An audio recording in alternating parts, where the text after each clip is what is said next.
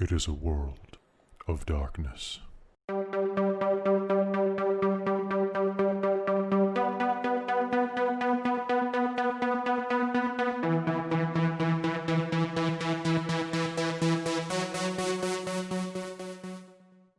Hello and welcome again to another episode of Victoria by Night, here on Dork Tales.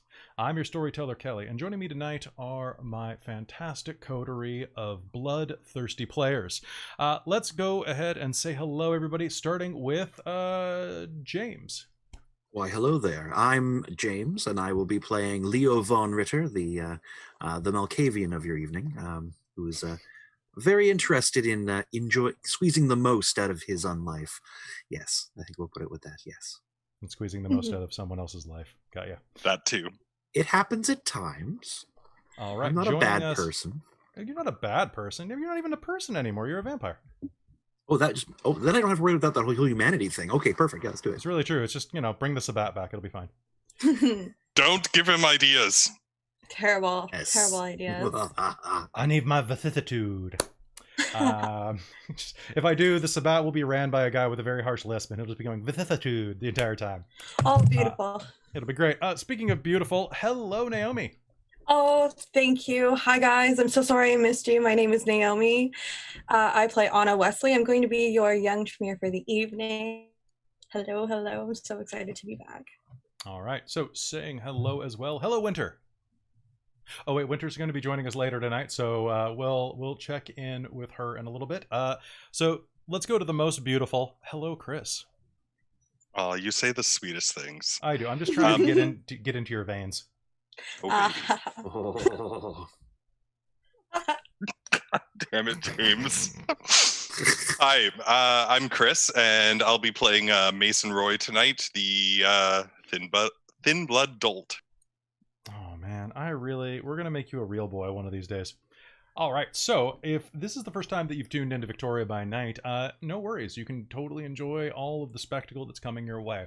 Victoria by Night is set in Victoria, British Columbia, which is a small, it's a small island capital located right at the intersection between Seattle and Vancouver.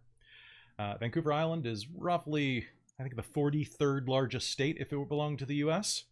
It's a pretty big island, and if you look on a map, it's actually an island you can see. You don't normally see very many islands. It's kind of nice. Victoria is the capital of British Columbia, even though Vancouver dwarfs it in size.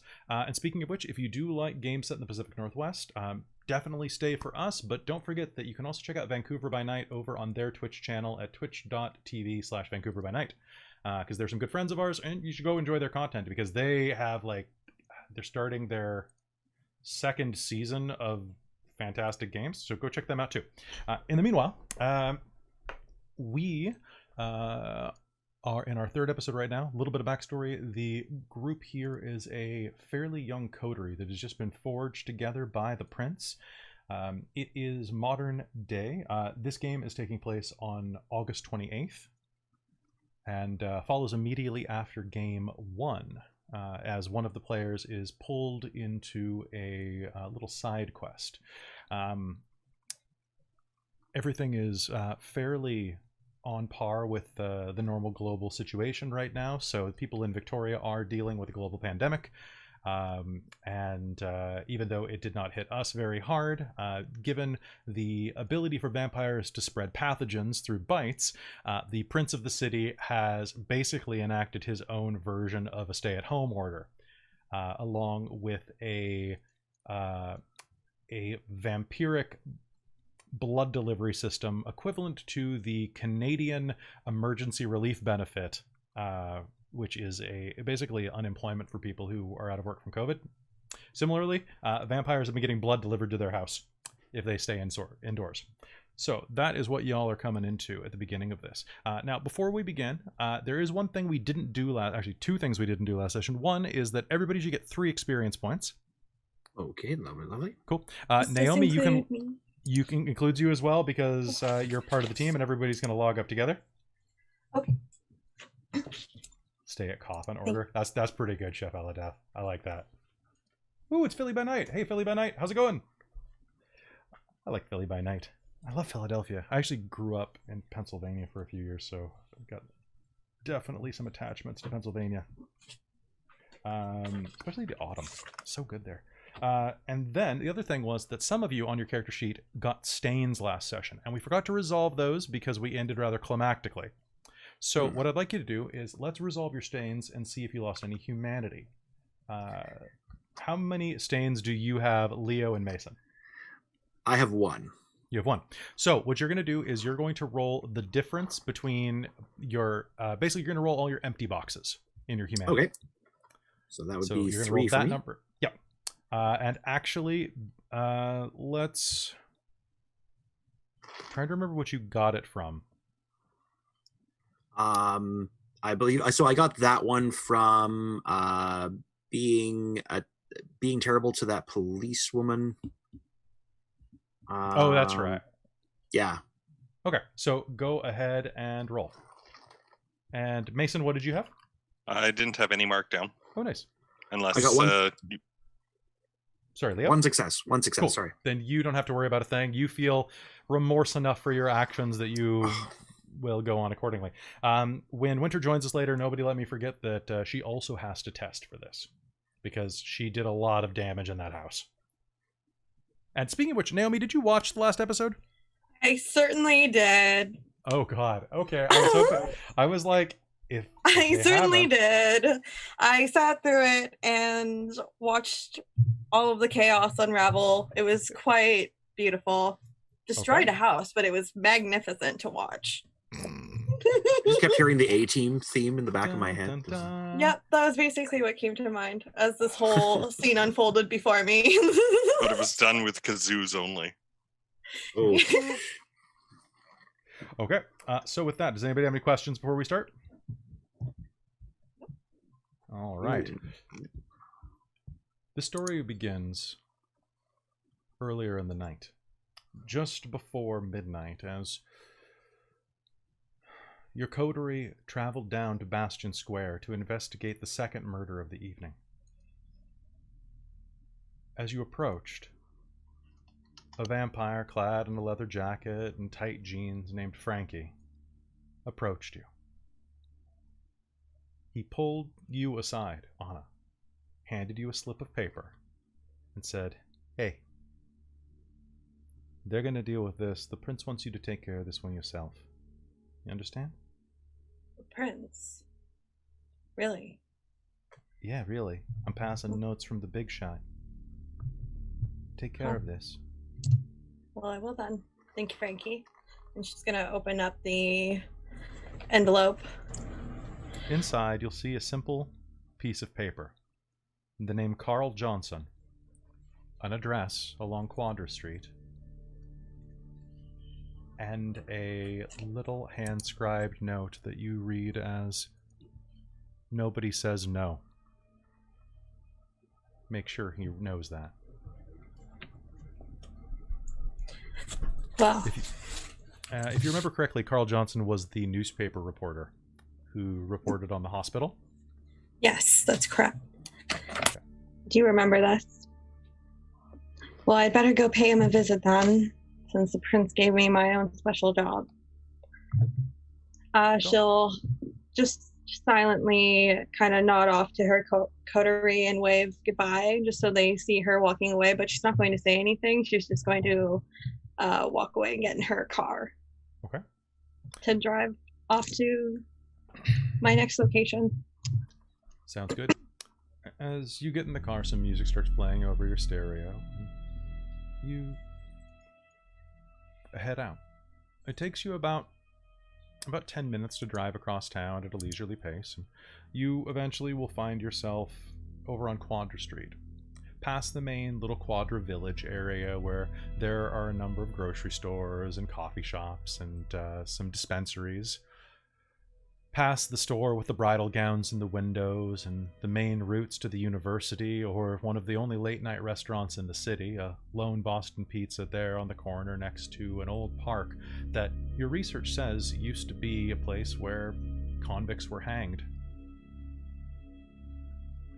You continue up the street, and it's as you are making your way up the rise towards that elementary school at the top of the hill that you start counting up the street numbers. And there, about 2 blocks prior, you see a row of duplexes on your right. One of them, the one on the end, is the Johnson residence.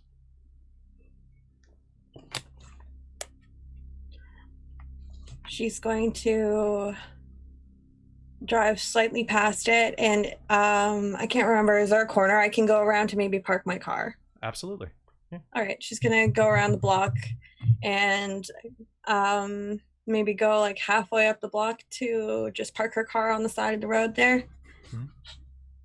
And then she'll get out of the car and pace back to where the location's at. All right. It's an easy walk. There's a small collection of rain on the ground. And it's always wet in Victoria.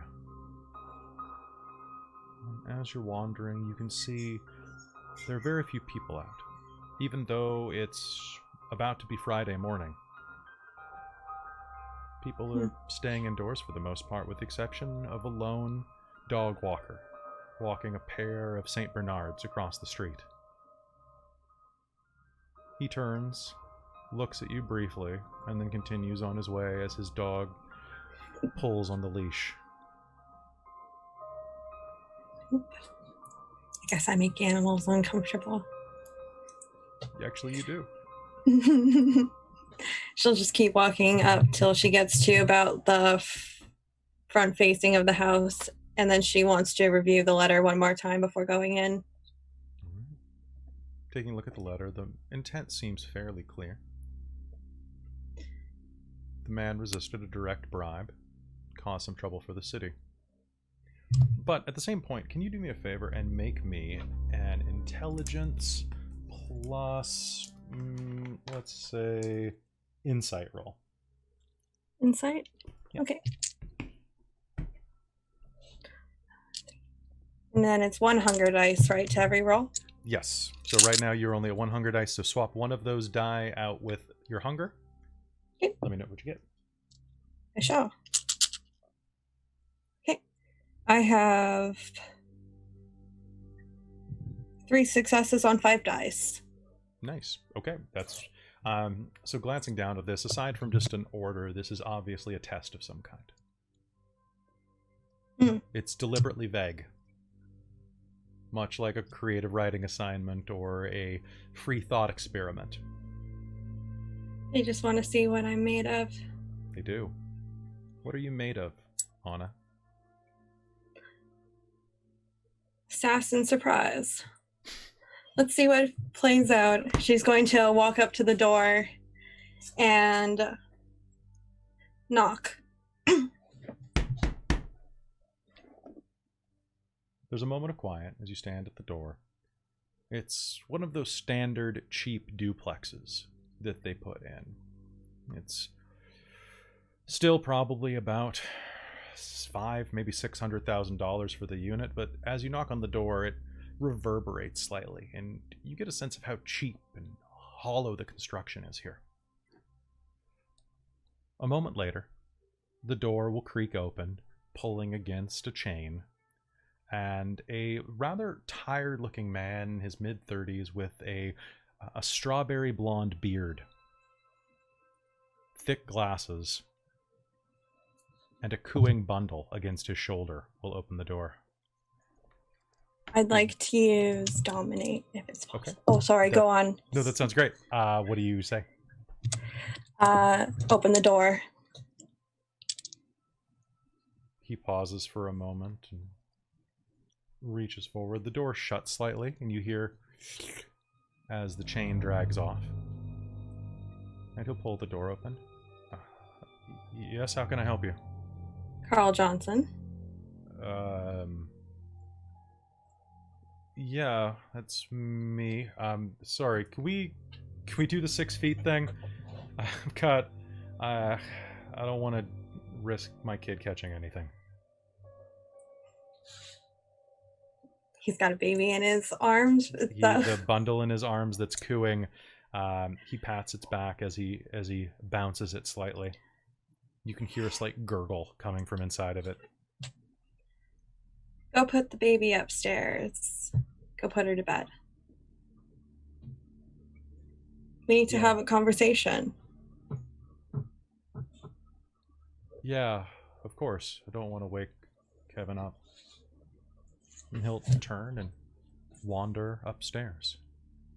The door's hanging open, and you hear someone call from the living room. Who is it? Who's at the door?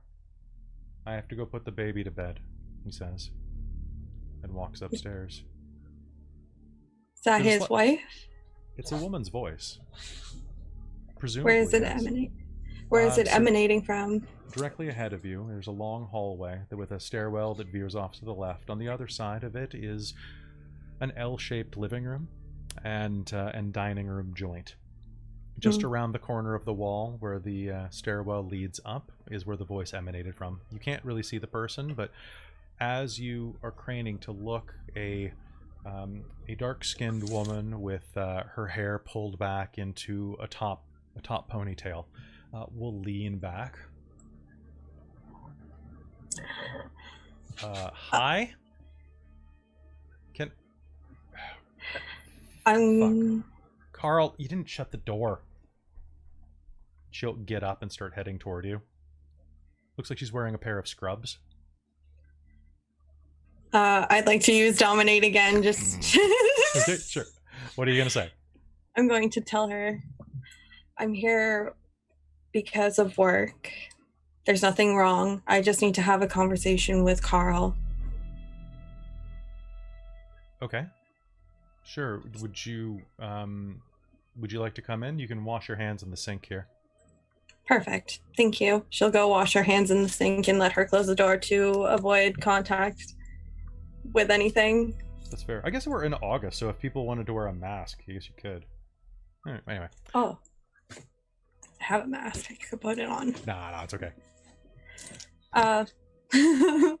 She's just going to use the 6-foot distance rule just to make her feel comfortable so that there's not a lot of stress in this situation. And I'm Paula. Hi, Paula.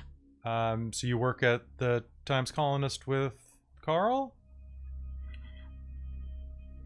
Sort of. We're acquaintances through work, yes. Yeah, it's okay. You're a source for something, right? Do you want some tea? Oh no, thank you. I'm all good. I appreciate it. Okay. You look like you've had a long day. Yeah. You can go. Don't worry about hospitality. Go rest. And using dominate, she's going to push the idea of go rest. Okay. Yeah, if the baby's asleep, I can probably finally get to bed too. The Real Housewives will be on TiVo tomorrow, so nice to meet you. If you do want anything, just don't let Carl skimp on the hospitality, okay? I'll make sure to. Thank you very much. She'll turn and head upstairs, passing Carl as he descends. He walks back over. Sorry, can I help you with something? I'm here on behalf of somebody you refused, Carl.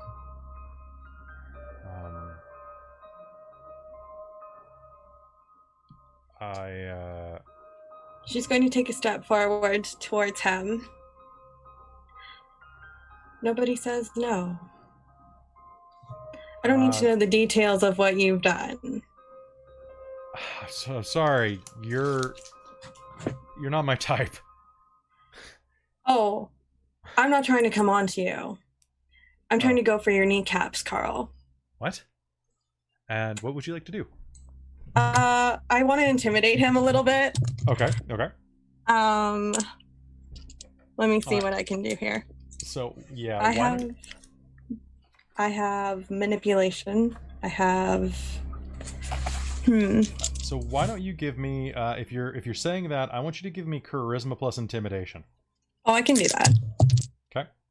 And don't forget that you can 3. spend willpower after the fact to re-roll failed dice. And don't I forget will do that. And don't forget your hunger dice.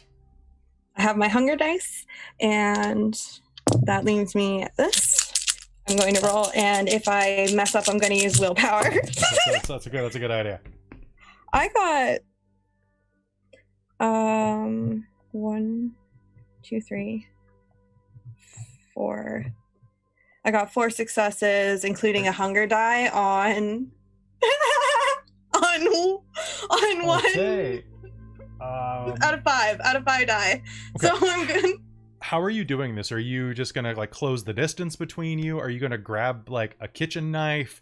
Are you? What's like, in the living room? What's in the living room right now? So if you're stepping in the living room to meet him, you can see that there's a dining room table with looks like actually a very large candlestick on top of it. Actually quite a few of them, but they're definitely like one centerpiece that's about the size of like a small club.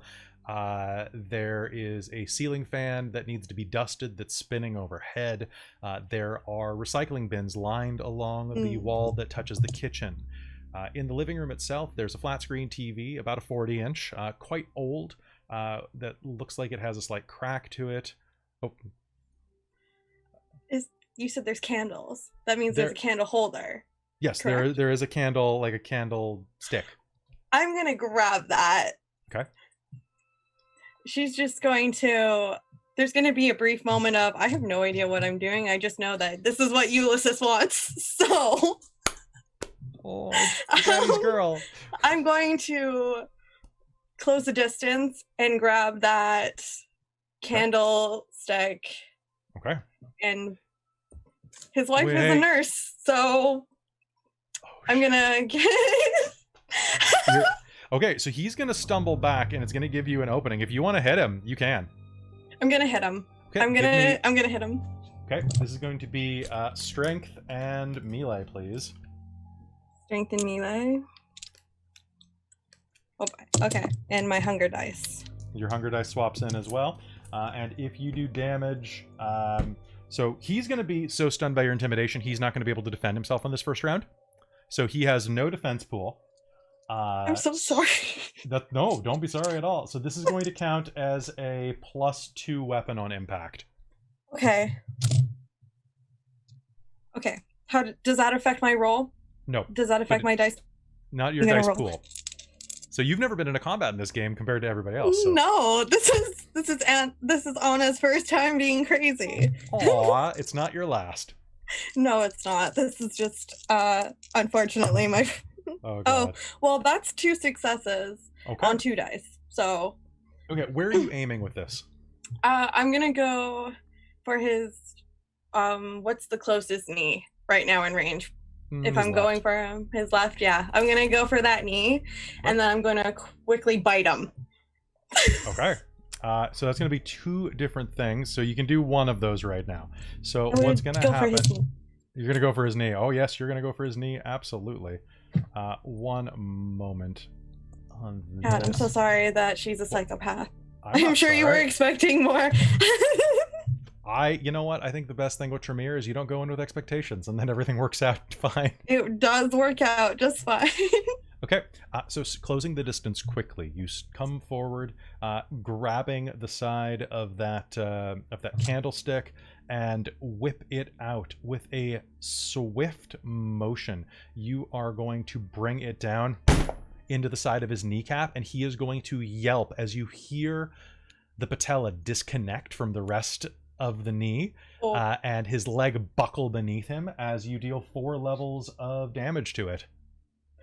She's gonna be like and then quickly jump on him. Okay. And so make me a strength and brawl roll to try to grapple him so you can bite. Well, I can Okay, so he is definitely in wound penalties.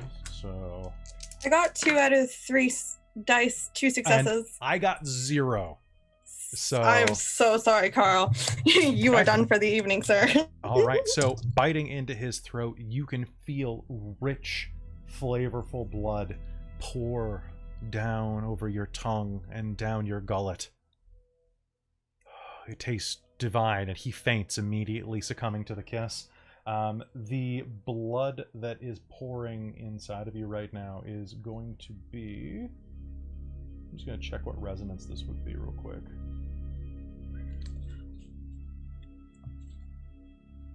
You know what? He doesn't have... His emotions aren't that... No, actually, you know what? It's melancholic. It's going to have a very kind of dark, kind of slightly bitter blueberry flavor to it as it guzzles down.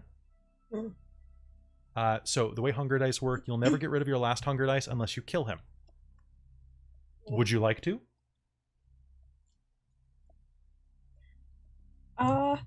His blood pours into your mouth. It's delicious. This is the most satisfying part of your evening. You could so easily. She's not. I can't kill him yet. We have a policy. I have to stick to my coterie. I have to stick to my coterie. I can't do it. So I'm gonna think about my coterie, and that's gonna snap her out of that phase and go, oh. And she's just gonna kind of. That's in my notes now. I can't kill him yet. We have a policy. It's under bylaw 22. I'm gonna wipe my face of my sloppy mess as best as I can, and will he remember that I did all of this when he wakes up? Will he remember me? I don't think so. His wife might remember you. Well, I'm gonna go to her first and make sure that doesn't happen, because I can cloud memory. You have that level? I do. Nice. Okay, so let me just check this power real quick to make sure that it is not a problem at all. Way to start really chaotic. Oh, it's so good. I love it. It's so wonderful. So cloud... Oh yeah, cloud memory. So you can just say forget. As you head upstairs, you'll hear a baby cooing against a monitor. In a side room. The master bedroom is directly in front of you. It's easy to see by the architecture and layout of this tiny top floor. As you press into it, or as you approach it at least, it's opened a crack, and through the slit into the darkness, from the illuminated hallway, you can see that she's sloughed off her clothes and is beginning to slide into bed. I'm going to just walk into the bedroom. She turns around and, one moment please, manages to pull herself together enough that she raises her blanket above her exposed breasts and, I have to go to bed. What are you doing? You're going to forget that I was ever here. But you should definitely go tend to your husband. He fell down the stairs and accidentally broke his kneecap. Make sure you go help him. But you never saw me. All right. And she's just gonna... She'll grab her scrub shirt off the floor and pull it back on and begin to move down the stairs at a good clip. Not rushing, not slow. Careful enough that she doesn't fall. Carl? Carl, you fell down the stairs. What do you do? I'm going to... Is there anything that looks like it's remotely related to us in the house? Is there any, like, info? Is there a camera? You can investigate around if you'd like. Yeah, because they're going to be busy and forget that I'm there, so... That's true. Make me a wits and investigation roll. Perfect. Wits and investigation. Oh, 100. That's 3 successes. My dice are loving me today. That's really good. Love you. All right. So as soon as you step out of the bedroom, the upstairs has 4 rooms. 1 a restroom, 1 the infant's room. And then just next to this, you see that there is a door into a small office. Looks like it was hastily converted into this a while ago when people moved to home office work. And inside, none of it looks medical. In fact, given the number of bobbleheads and various video game paraphernalia and a little bit of Canucks merchandise, this is definitely has a more masculine vibe in here. I want to go in and check out the room. Is there like filing cabinets or There's shelves? a filing cabinet, yeah, as well as a laptop that is right next to the window on a computer desk. I'm gonna take the laptop. I'm not gonna just look at it. I'm gonna take it. Yep. Okay. And is the filing cabinet locked? It is. Is the key on Carl? Are you going to go back downstairs and reintroduce yourself to the scene so that you have to make them forget again? No, that's too much work right now. Okay. Can I break the filing cabinet if I tried? Oh, absolutely. Oh, well then I'm gonna just fucking Rip it open? Okay. rip it open with my bare hands. Like, I can do that in real life without troubling myself, so I'm pretty sure that Auna can if she makes a strength and stamina roll, please.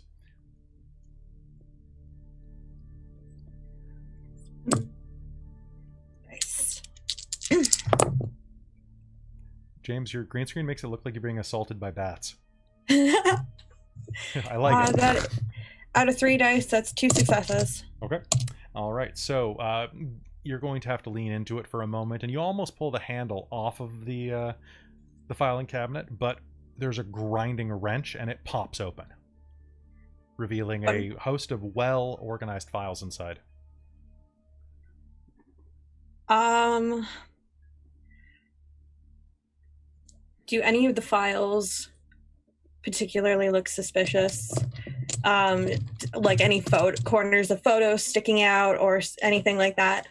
There's a lot of things in there. A lot of them are pretty simple. Some of them are things like there's one rather large one called BC Ferries. There is one for one that's literally labeled sports shit. And then as you're glancing through, there's only one that really sticks out to you, and it's a file called Missing Persons Cases. I'm gonna take that one and the BC Ferries one just in case, because that's a fat stack of something. Fat stack. Is it like a 2-drawer filing cabinet? It is a 2-drawer, but if you break the top lock, the bottom lock comes open. I'm gonna go through the bottom shelf as well. Okay, so glancing through there, it doesn't seem like there's much until you check the very back file. It's one called Forestry Sabotage. I'm gonna take that too. Okay. So I have the laptop, 3 files. Mm-hmm. Is there a camera in the room somewhere? Yes, there is a small digital camera just charging next to the laptop. I'm gonna take that too. Okay. I don't know what else I should take that could be important. There's nothing else in the filing cabinets. There is a fairly large baggie of weed at the bottom. I'll take it and give it to Mason. Okay. It's strange because it's legal, but he must still be hiding it from his wife. I mean, if they have a kid, that makes some sense. Yeah. Yeah. Don't introduce it to your youngin. Yeah. But.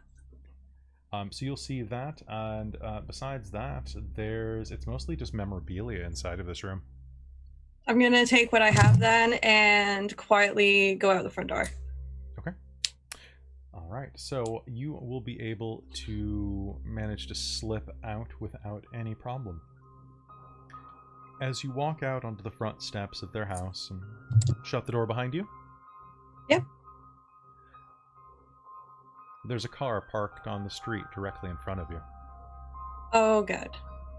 You'll immediately recognize it as Talia Mayfield's car. Oh, good. Your shadow. Well, I can't not go up to the car, obviously here because of what I did, so I'm going in. Okay. Do me a favor real quick. Can you mark 2 stains on your sheet? So on your humanity track, on the empty boxes, mark the 2 on the far right. 2 stains. So 1 for injuring somebody, and +1 for violating don't harm the innocent. Yep. Okay. Her window rolls down as you approach. How'd it go? I'm gonna hand her everything through the car window and be like, here's a bunch of stuff to go through, I suppose. Get in. All right. She's getting in. And closes the door. She begins to drive you around town. Not going anywhere in particular as far as you can tell. Just drifting in the darkness of the night. Her dark skin adjusts the shift as she revs it up and eventually takes you out onto the highway. She keeps one eye on you while she's driving, loops around through one of the back roads. The whole while, she's just fairly quiet. Well, you obviously picked me up for a reason. I was hoping you'd actually talk. Oh, well, I got nervous and broke his knee. Told his wife he fell down the stairs, but I took his laptop, his camera, some important files, and a little treat for Mason, I suppose. I'm going to give you some advice. Mm. And this is advice you didn't hear from me. Mm. Don't put too much stake in Ulysses. I'm afraid if I don't, he will gut me. Kill you? And sacrifice me to Pazuzu. The demon Or from The Exorcist? Whichever one he feels like. Sometimes he is interesting to associate with, but he's my sire.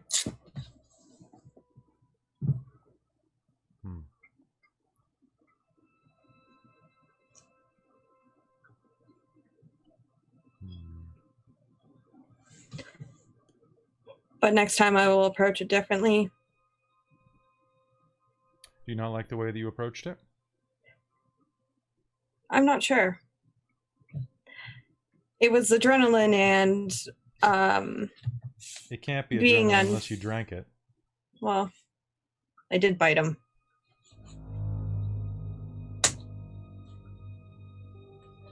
But that was so he could go to sleep instead of immediately scream from me breaking his kneecap with a candle holder. He made a little bit of a sound. I could hear it outside. Oops. Well, regardless, he fell down the stairs. Oh, poor baby. Unfortunate. Those things take a while to heal. I guess he won't be chasing any stories. Well, he'll have a hard time since most of his gear is gone anyway. It's expensive to replace. Well, print media is not what it used to be. Well, I hope this does it for the evening for you. It does. Is there anything else I can do for you tonight, ma'am? Ma'am. Well, you are my supervisor, so to speak. Auna, I work for a living. If I wanted to be called ma'am, I would let you know. Fair enough. My apologies. I just want to know what your plan is with this whole thing. What's your game? I don't know. To be honest, I'm making it up as I go and hoping for the best outcome. I have nothing really to gain from anything. Not from being a vampire, really. Not from not being a vampire. I'm just kind of here seeing how things happen. Ulysses is trying to fix an insult, as he says. Fix a what? An insolent. Ah. You or... Me, my brother, whom I'm not familiar with. Just somebody he talks about.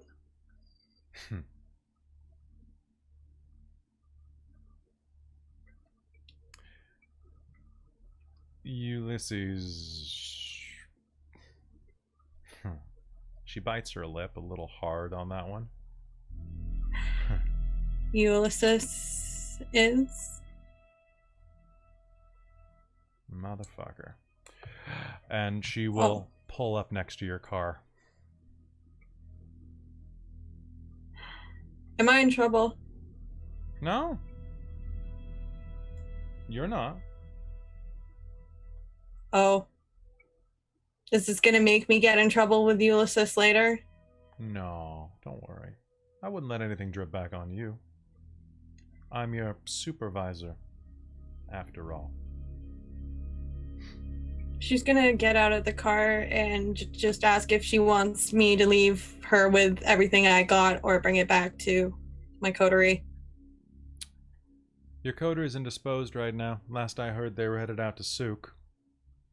Alright, well, I'll leave it in your hands then. If that's what you'd like.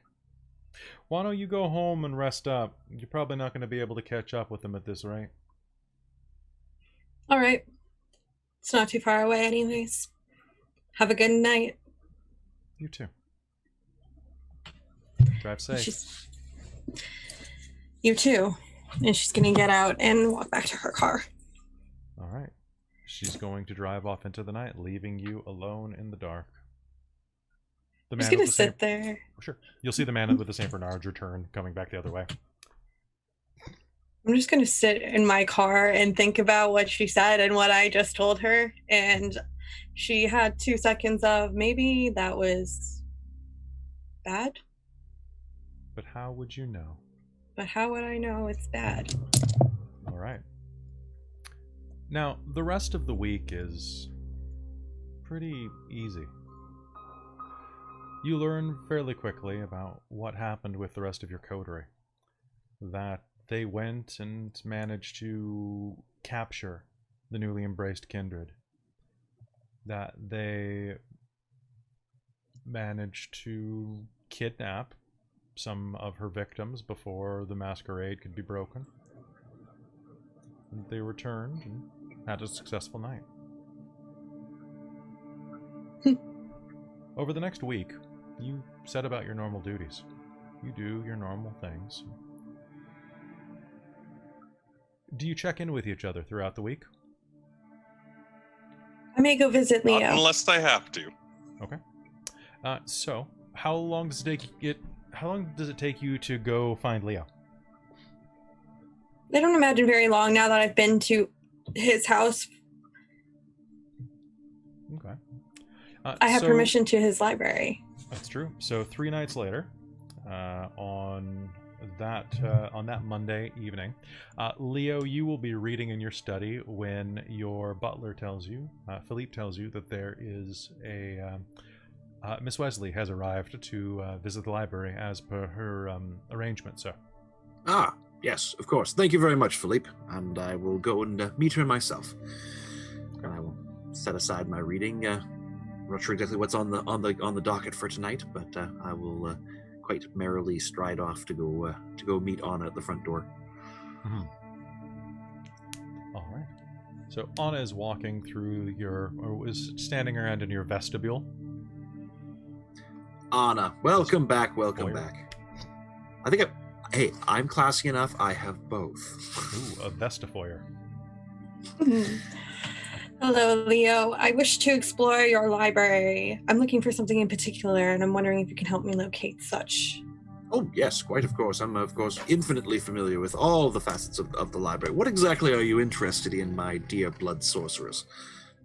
I am looking for anything on magic. Magic. Just Not random exactly things about specific. magic. Do you have Where any did it idea how start? long that, the vampiric kind has been kind of perusing on about magic? There's endless Just point things me about it. anywhere. Just point me anywhere, and we'll start from there. It doesn't All right. matter what it is. All right, there's this nice piece from this chronicler called, can't remember his name, but it's a solid foot thick. Here, come this way. I will take her off to go find that particular. Theodosius, the mad liver. Yeah, there we go. I will heft it over onto something like at some table. There you are. A good primer to start off with. Is it possible to rent them and take them home? To rent them? Borrow. To borrow? Well, you see, I should think not. This is a very this place was selected for the quality of its. I just thought I'd ask. It's not any insistence on my part. I was just wondering the policies of the library. Yes, of course. But thank you very much. And she'll sit there and just read everything that she can from it. All right. So perusing through, it is meditations on. It's a book on meditations on Renaissance-era alchemy, as put forward by someone named Ezekiel Matanabe Solificatus Extraordinaire.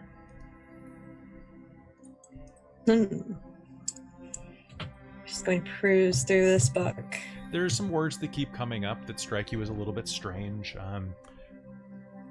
A lot of talk in this book about alchemy and the alchemist stone, the transmutation,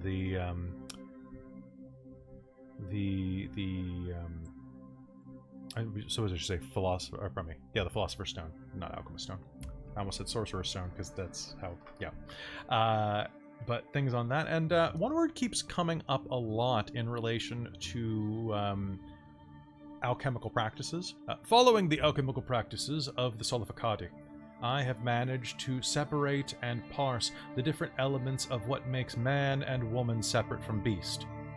However, by fusing these two elements into one unified whole, it is my belief that, according to my seniors and my research that I have looked into, that the perfect being, as per Plato's original doctrine, could be met. The Platonic ideal of the human, fused and perfect with two hearts and minds and both sets of genitalia.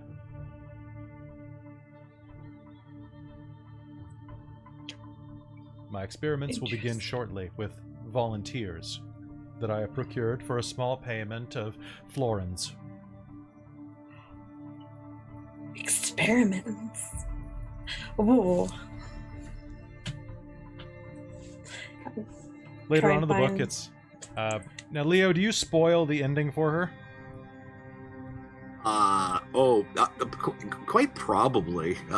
Like Leo can't keep himself out of other people's business. He'll probably quietly come looming over her shoulder and just being like sucking on a blood bag or something like that. Hello, Leo.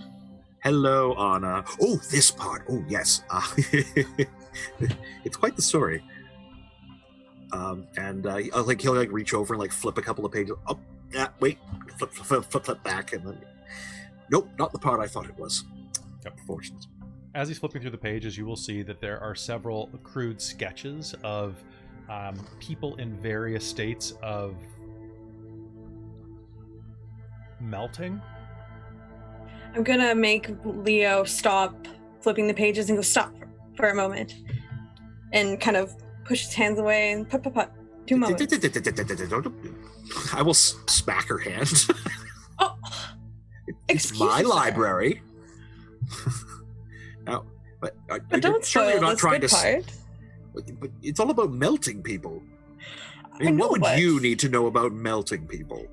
I don't need to know about melting people. I'm just curious because I found a book on melting people. You wouldn't read a book about melting people? You have read this book about melting people.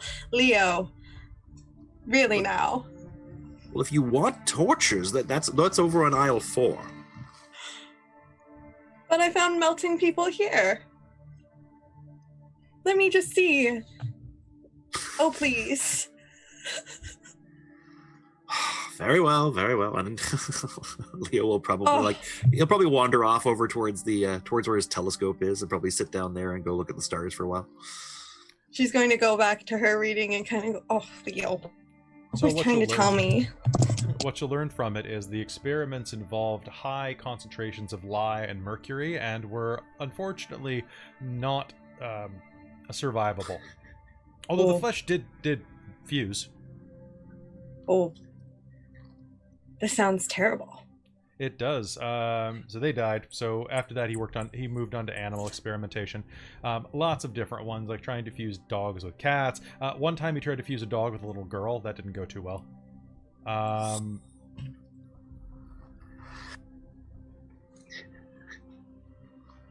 Respect.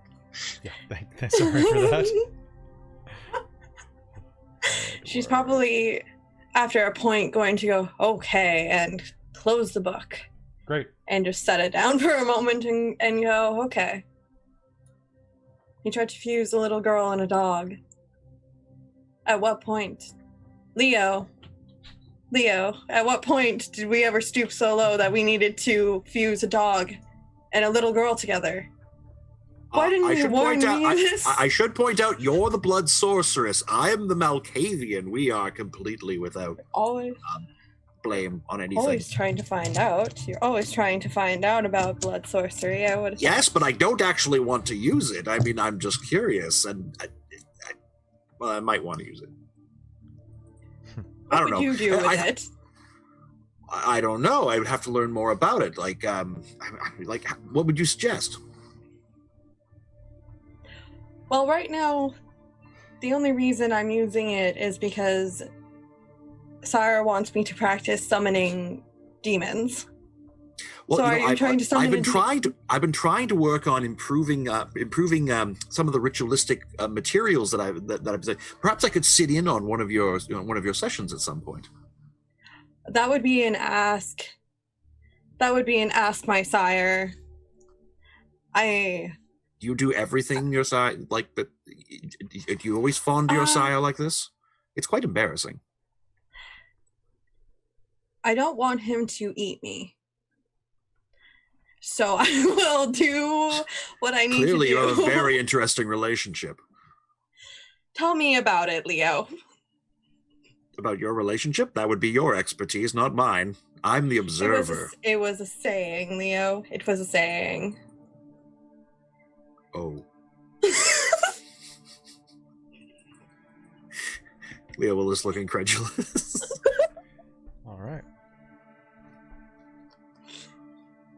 Well, after a horrible read of melting people, that will be her fill for that day.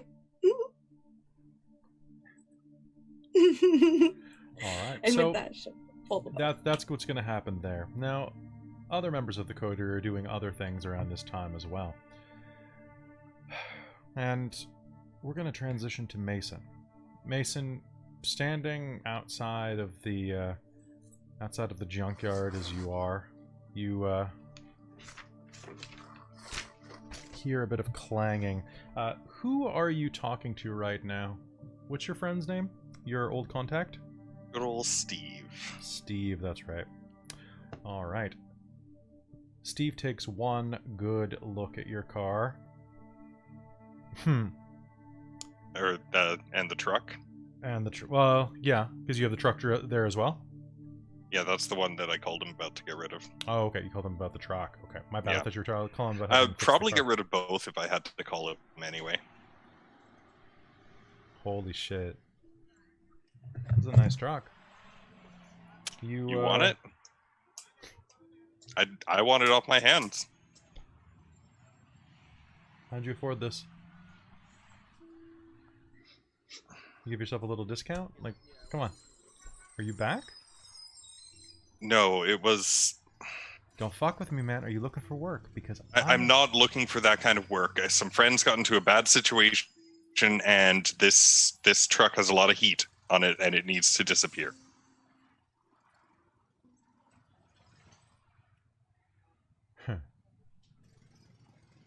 Okay. You don't want it. It's got a lot of heat on it. There's going to be a lot of people looking for that very, very... So, what do you want for it? I just want to make it disappear. Remind me again, what are you good at?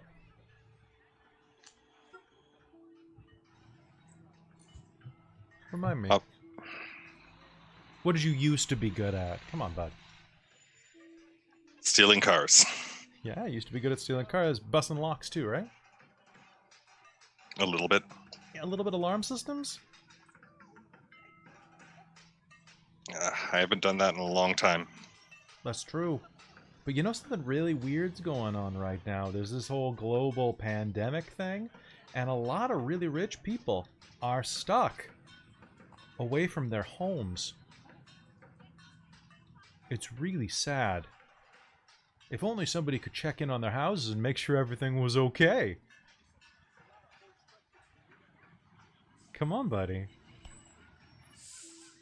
There's a whole bunch of places up by the Malahat right now. Vacation homes. Right. I can't risk that right now, Steve. You know why I got out.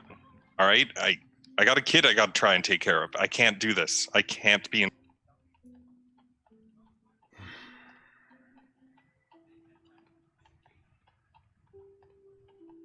All right. Are you able to get rid of the truck? Yeah, I can get rid of it. Fuck, I can get rid of it for you, okay? Thanks. One of these days, you're gonna have to do something for me back, though. You know, I don't know who this belonged to, but this is nice shit. And you know what? This car looks pretty familiar, actually. This truck? Because if I wasn't mistaken... Yeah, I'm sure you know exactly who it belongs to. The fuck are you talking about getting in my face about not going and doing a B&E when you were stealing a fucking RCMP truck? Are you just dicking with me? Because if so, that's fucking hilarious, and I'm fine with that.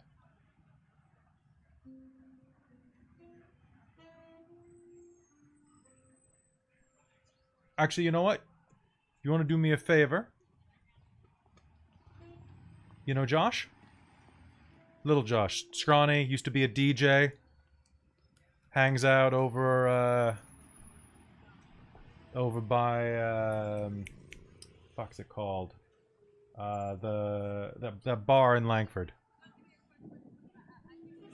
You know the one, right? Over there on Goldstream. Anyway. Veterans?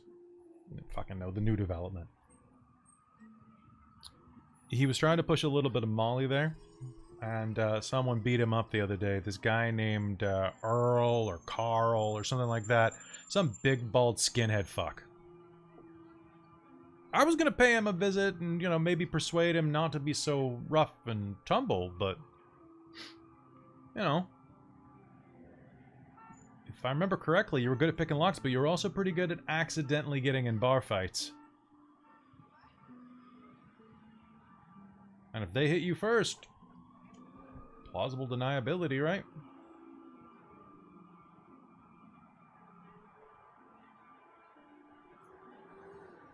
No?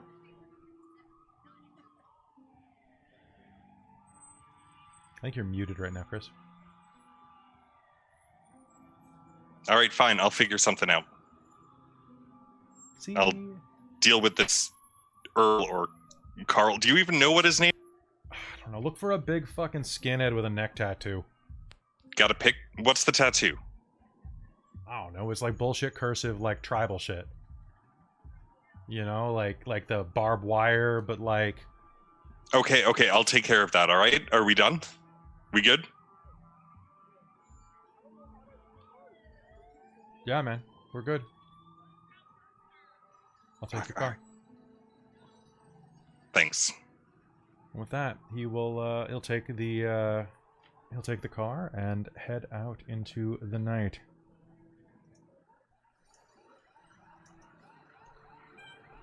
What are you doing from here on in as he drives off? You know what?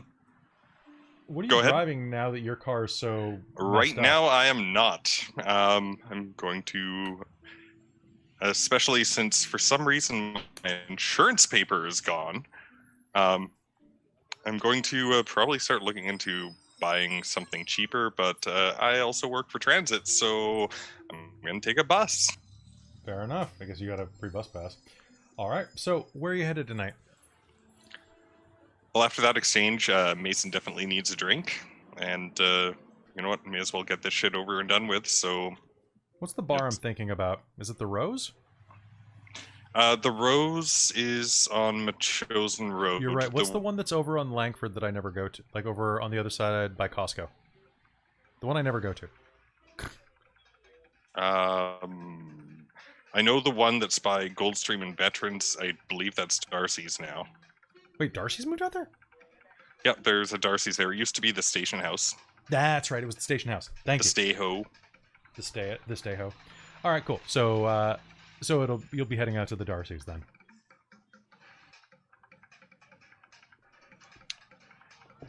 All right. Fucking goddamn. Fucking Ritter making me call Steve. That's true. The bars are still open until 10 o'clock right now, so you've got a bit of time. It's about 9:30 right now, so you'll be. Yeah, I'll go right there as quickly as I can, get it done. Okay. You walk inside. People are socially distanced with plexiglass separating them. Some very bad music is playing overhead. And as you enter, take a look around. Give me a wits and investigation roll. See what you can see.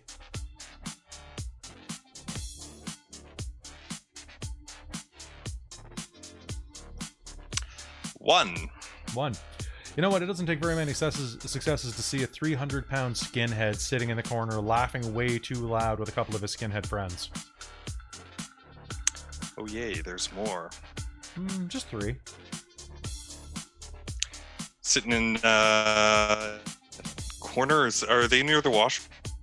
Yes, actually they are near the washroom because that's probably one of the darker areas of the place. Perfect. I'm gonna go sit at the bar and if I can, and try and order myself a couple of drinks. Sure, not a problem at all. The bar is there. There's a bit of hanging plexiglass that goes down to the bottom 6 inches, just enough to slide a pint glass under. Well, I guess 10 inches. And as you're there, the bartender will actually recognize you. You're I know you're right. Roy? Yeah. What are you having? Just a couple of whatever beer you got on tap. It's been a long Last day. call's in a half hour, just so you know. Yeah, that's what I'll take 2. Yeah, I can do 2. He pulls you a couple of pints of dark matter and slides them under.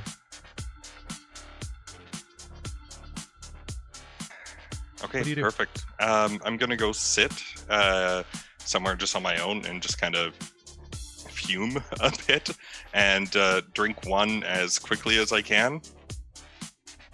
Trying to subtly keep an eye on Earl, or whatever his name is. Okay. And eventually, after finishing the first one, I'm planning on going to heading out back, maybe for like a smoke or something, past the washrooms, and I don't know. I think I might. Oh, did we lose him? Oh no, he's good. You were cutting out for a second.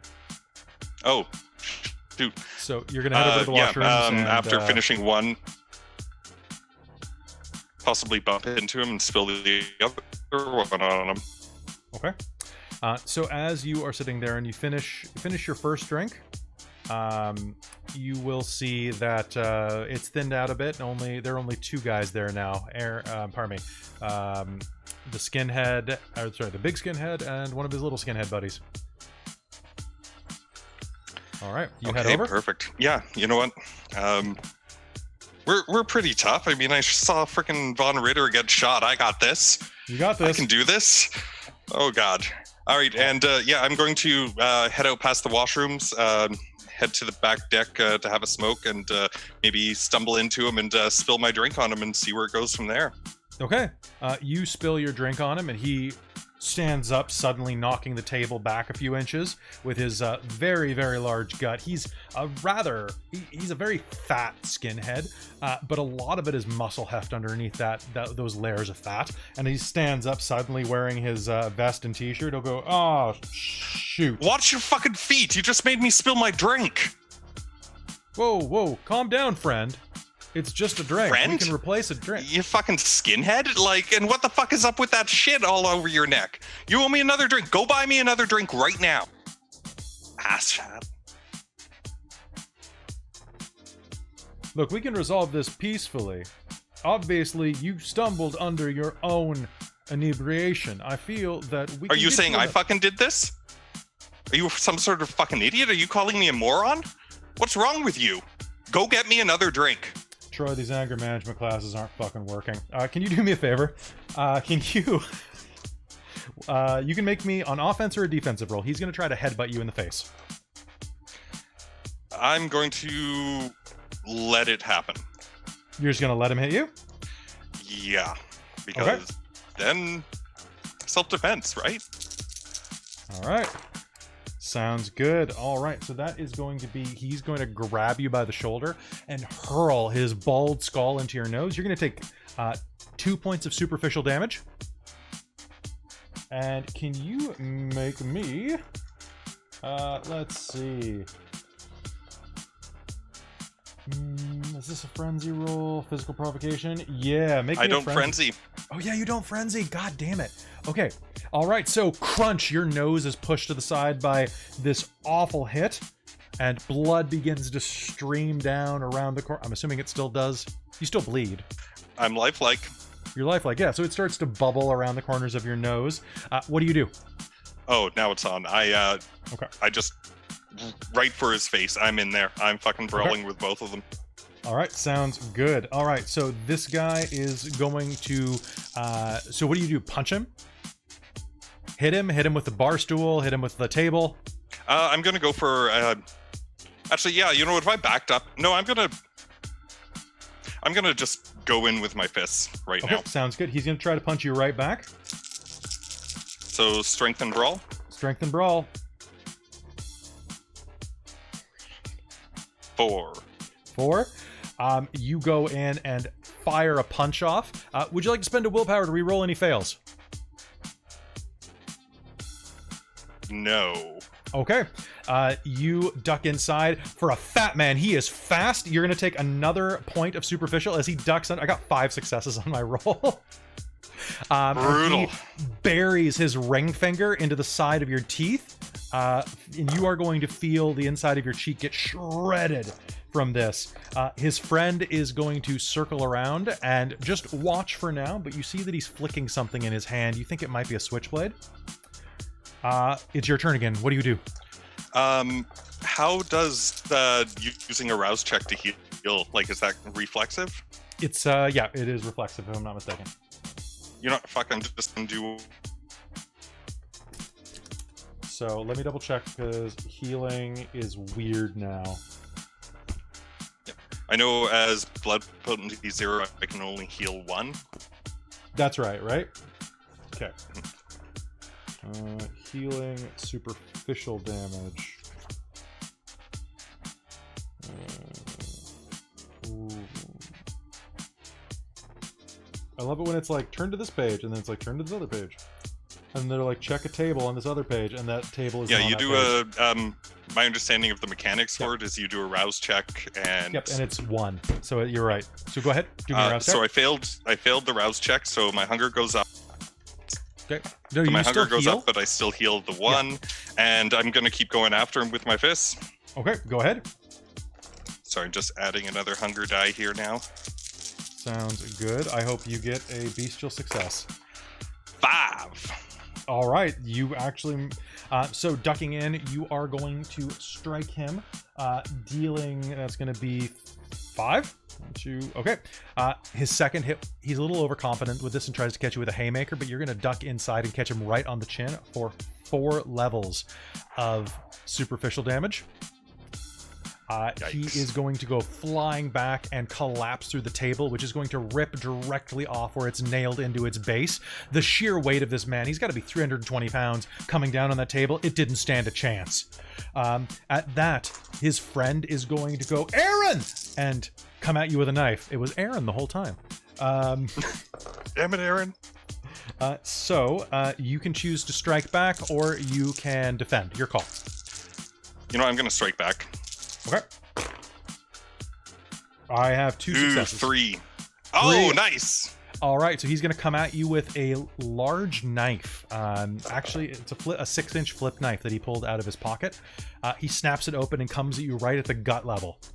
Hoping for a quick end to this. What do you do? At that point, I'm just going to try and kick him right in the nuts. Okay. Your heavy boots are going to find a nice purchase in that hollow of his pelvis, knocking his balls halfway into his kidneys.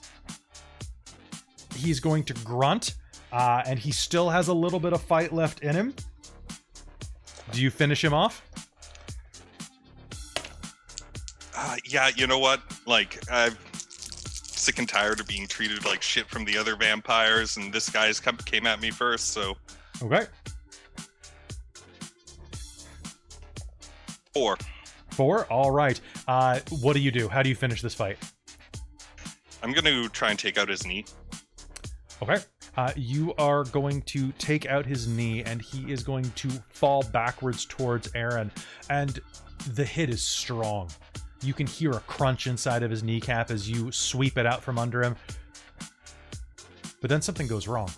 As he's falling, the table is completely broken off of the base of that. It's just a pillar sticking straight up, and his head goes down directly on it, a nail catching the side of his scalp and ripping in.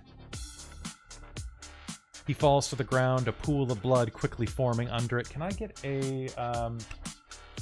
you don't do Hunger Frenzy either? I only do a Frenzy if...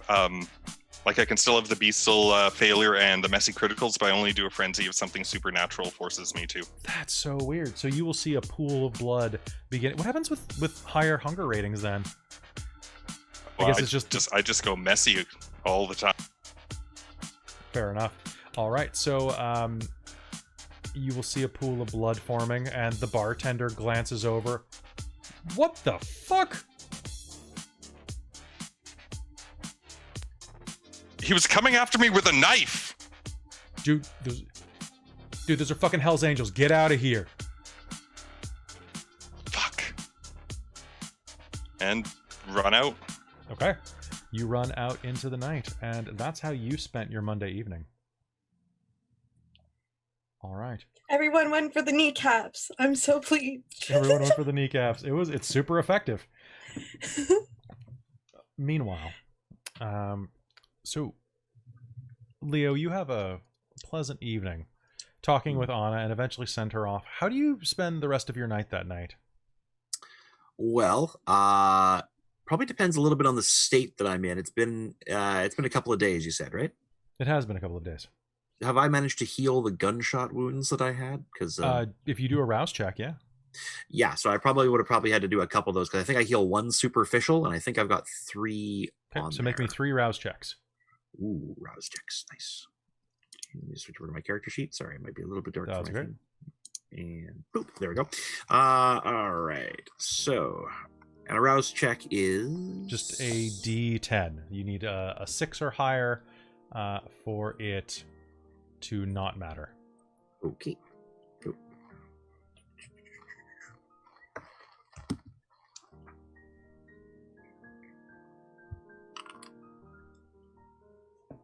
So I think that's a fail. Okay, so do 2 of them. Or 2 more of them, that is. So I succeeded on that one. Okay. What's your And I hunger succeeded at on right the third now? one. Okay. I'm at 2 hunger. 2 hunger. Okay, so your hunger will just be at 2 when you're starting the rest of the game. So you're a little peckish, but not the worst you've ever been. Okay. In which case, if Leo's in such a state, sounds like I already did my readings for the night. I'll probably go out and just have like a bit of an adventure. I'd probably just go,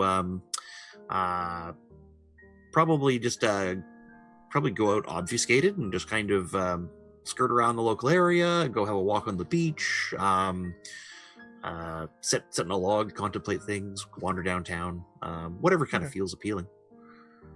He pretty much lets his whatever kind of twigs his interest guide him. Okay. So as you are wandering around town, you are going to... I mean, it's about probably midnight, 1 a.m. at this point. Okay. And you are going to find that the city is pretty dead this time of night. As you are moving around, you are going to find that most places are completely sealed up. The bars close at 10 o'clock right now. It's boring. It's painfully boring out here. In fact, the only people that are out aside from cops are street people. As you're wandering around, you'll find a man in his early 40s with a wispy beard holed up in front of a closed 7-Eleven, hiding in the awning, with a fairly thin but happy German shepherd curled up against his feet. He has a dog. This is good. This is good. I'll probably like really quietly like just kind of drop like a $20 bill into his into his cup. He will not seem to notice. Fair enough. He's just sitting there petting his dog. And as you round the corner, do you have a cell phone? I technically have the burner phone. But that's it? Okay. Yep. Yeah. Okay. Oh, So yeah. not a normal phone. Got ya. All right. So as you round the corner, there will be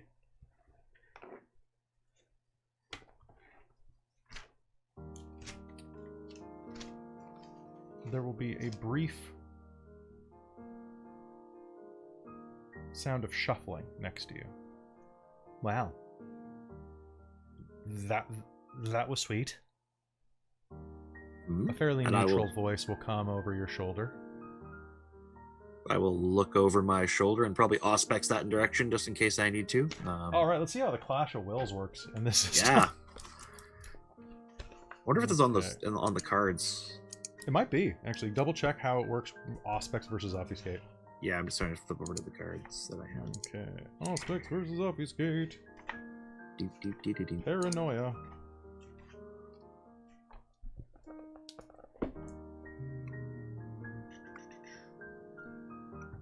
See the unseen. The storyteller makes a hidden roll of wits plus auspex against a difficulty that they choose. Whenever there's something supernatural hiding in plain sight. Oh, okay. Against an entity actively trying to stay hidden, the storyteller can call for a blind roll to contest the target's against the target's relevant pool. If the vampire actively searches for a hidden supernatural entity, which I think I would be doing. Pool? Resolve plus auspex. All right, cool. I go ahead and I made the roll for you. So Okay. as you look around with your auspex, you will see that right next to you there is a rail-thin individual wearing a long coat down to the side of their knees, dressed in, it looks like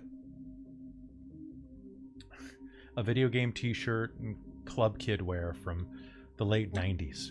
They're rail-thin, skeletal, and as you look at their face, you can see why they're obfuscated. The flesh is pale, so pale that it almost looks white in the streetlight. Their fangs overlap their lips, which are skeletally thin, and which are so flat that they're almost non-existent.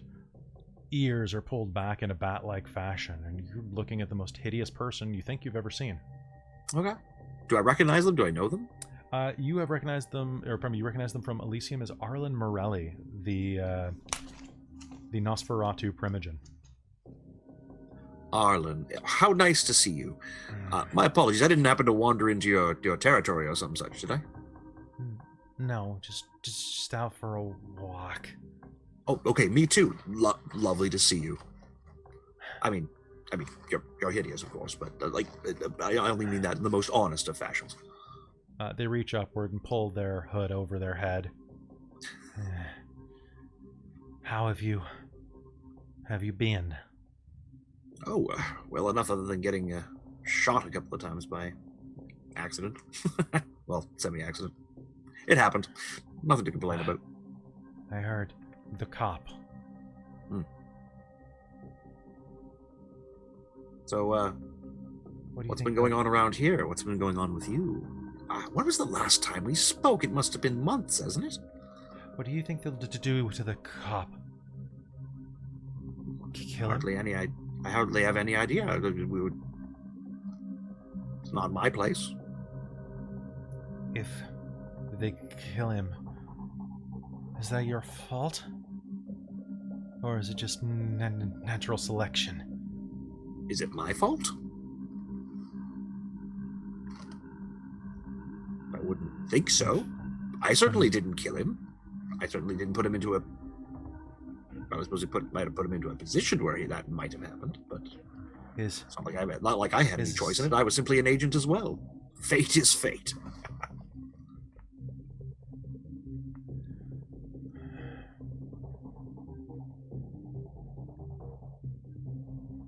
What do you think is going to happen to the girl? Once again, I have no idea. It's not my place. You know me. I try to keep my head down. Yeah. You know, do what I can, but try to mostly stay out of the limelight, and that's far too much limelight for me. And the prince is doing and such. Well, listen, is there anything I can be doing for you? What would you do if you had to vote on a life? Or whatever this is. Vote on a life? You mean vote whether I was going, that someone was going to live or die? Yeah. What would you pick? Well, I would have to know the person. I would have to think about it very carefully. It's not something you can just decide on in the moment. Catherine Cole. The fledgling. Oh. Personally? Yeah. Oh, yes. Oh, personally, I would let her live. I'm not one for killing. We all make, things happen, of course. Mistakes are made. But, when you're looking at the long, grand term of things,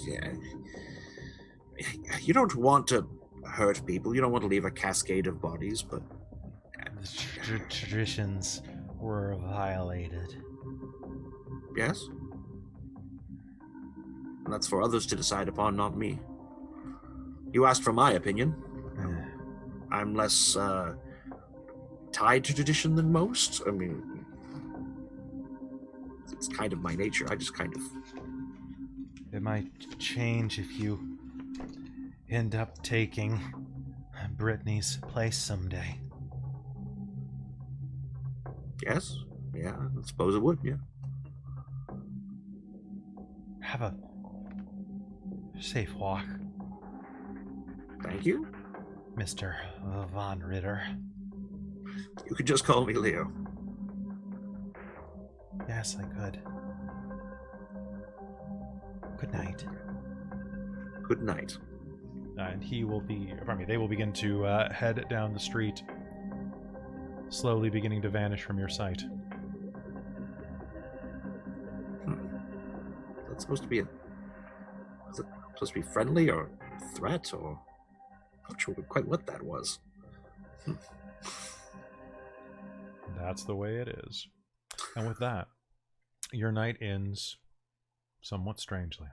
And I think we're going to go to a commercial, to our bathroom break. We'll be right back with a special guest that is actually just one of the players that isn't here already. So, see you all in a minute.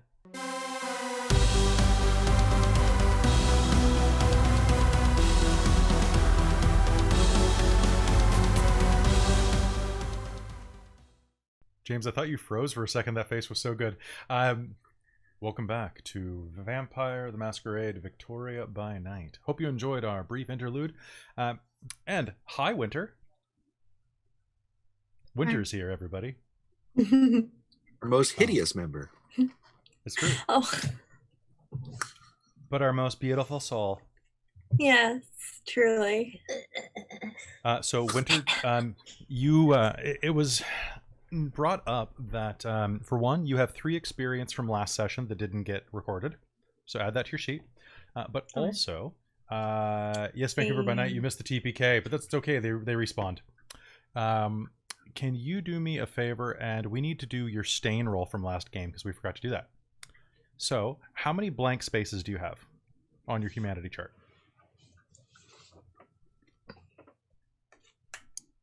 3. Cool. So you only took 1 stain? Yeah. Okay, so roll 3 dice for me. You need 1 success. That's true. All right, let's do this. So I got a 7, a 10, Cool. and a 1. So you're totally fine. You feel slightly guilty for your part in the conflict the other night, but otherwise are fine. Okay. So tonight, it's been about a week since the incident in Machosen. Eventually, you heard that the city came and collected the girl and her father and the staked vampire. And it seemed to you like life was going back to normal. That's good. Now, you're at home tonight. Oh, thank God. Yeah, I know, right? Your night off, working on a recording for your podcast. Mm-hmm. Things are going pretty well, but it's about this point that you hear a ping. It says new comment has been left on your podcast. Now, is your podcast very popular at this point? It's still pretty new. I've got a couple people that seem interested, though.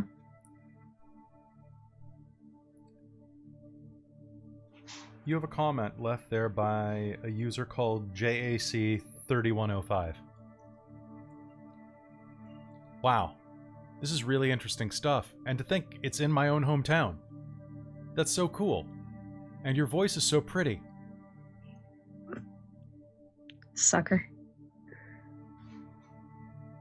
If you ever need any help with these with sound editing or anything, hit me up. I'll look at the profile. Okay. It doesn't have a picture on it, but searching through, you'll be able to see that he has his own podcast. What kind of content is it? Actually, you'll notice that it has 2, one that hasn't been updated in quite a while. It looks like it is a podcast about a TV show, specifically going into deep dives on a kind of a supernatural TV show. Mm-hmm. Looks like it's called... Actually, one moment. Which one would it be? So a supernaturally themed TV show called Terminal City. Interesting. And how many views did that have? On his, he's got about 25 followers on that.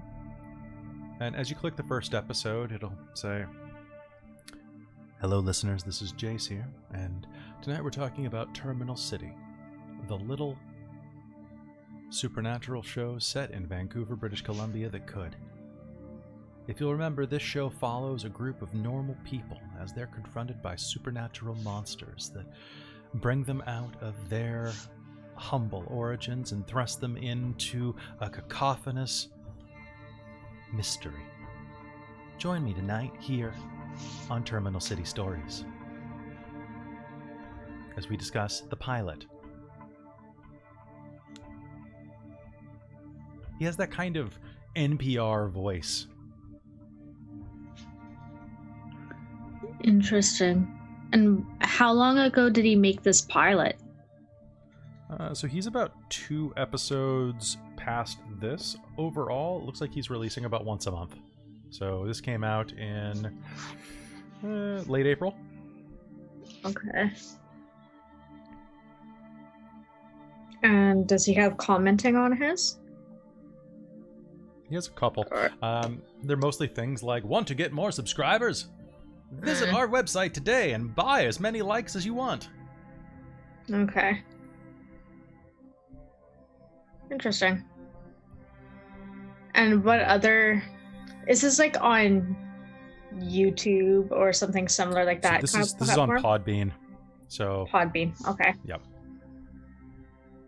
Interesting. I haven't seen Podbean in a little while. Does it let you show like a connectivity of if you watch this, you might be recommended to watch this or that? It's or very disconnected at the free level. Okay. All right. Well, as I'm just kind of fucking around on the internet, I'll play the podcast in the background. Alright, so it goes and tells the story of some film workers, primarily in Vancouver, as they stumble along a mystery involving the death of one of their friends, a young PA named Jay Patel.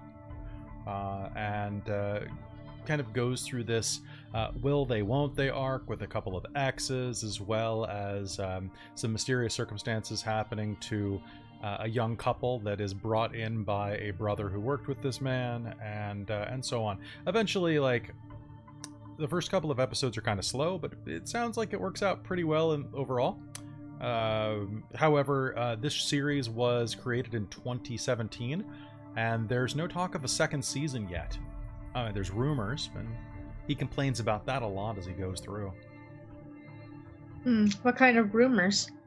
It'd be nice if they would confirm, but for what I understand, one of the actresses has gone missing. Nobody has seen or heard from the actress that plays Abby for quite some time. Mix that with several other actors, movie roles, drug addictions, and a rumored spot for the actor that played Chad Chadley entering the Marvel Cinematic Universe. And it's very, very, very unlikely that we are going to end up with a season 2, which is a tragedy, because as we'll see throughout, as I outline these episodes for you, dear viewer, this was a good one. Sorry, these guys are so douchey, I can't keep a straight face. Oh, I love NPR so much. And that's This American Life. You know? Well, it sounds like he's similar in like the kind of interests that I would be trying to follow up on it, and he's pretty close to a lot. Just doesn't know it yet. That's true. If you do a quick search, it's got his name there. He does introduce himself as Jace Curry. JC. Yep, JC. So Jason Curry is his full name, and you'll be able to find him on social media, LinkedIn. Yeah, I'll look that up. He's decent looking enough. A little plain, but a little scrawny, kind of curly hair, and a shape, a face shape that's kind of like an inverted triangle, you know? It's fairly weak chin, broad forehead. He's not bad looking. Definitely looks like he probably got bullied in high school. Okay.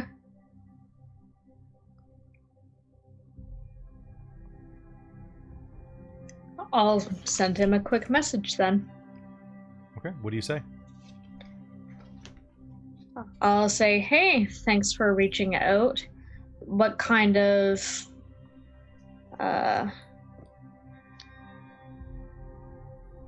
work are you looking to be able to provide?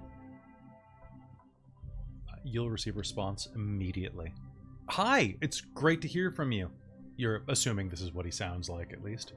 I am looking to do any sound work. I really like your podcast, and I'd love to help it grow. I know you're probably just getting started, so I'm pretty flexible on any type of payment. And I'm willing to do an episode or two volunteer just to see if we work well together. I got my degree from the Vancouver Film Institute, so that's where I did most of my sound mixing, and also took some classes in electrical engineering as well. So I have a pretty good skill set. If you need anything, let me know. I'd love to help this succeed. It's good to be back home, but I have a lot of time on my hands right now since the job market's a little slow. Okay. Well, we will be in touch, and she's typing this out. I'll send you some demo work, and then you show me what you got. Cheers. Have a good night. Cheers. Your cell phone will start ringing at that point. I'll like pick it up and like look at who's trying to get a hold of me. It's not the burner phone though, is it? No, it's not. It's your normal phone. Okay. What's it say on the display? It says Panago Pizza.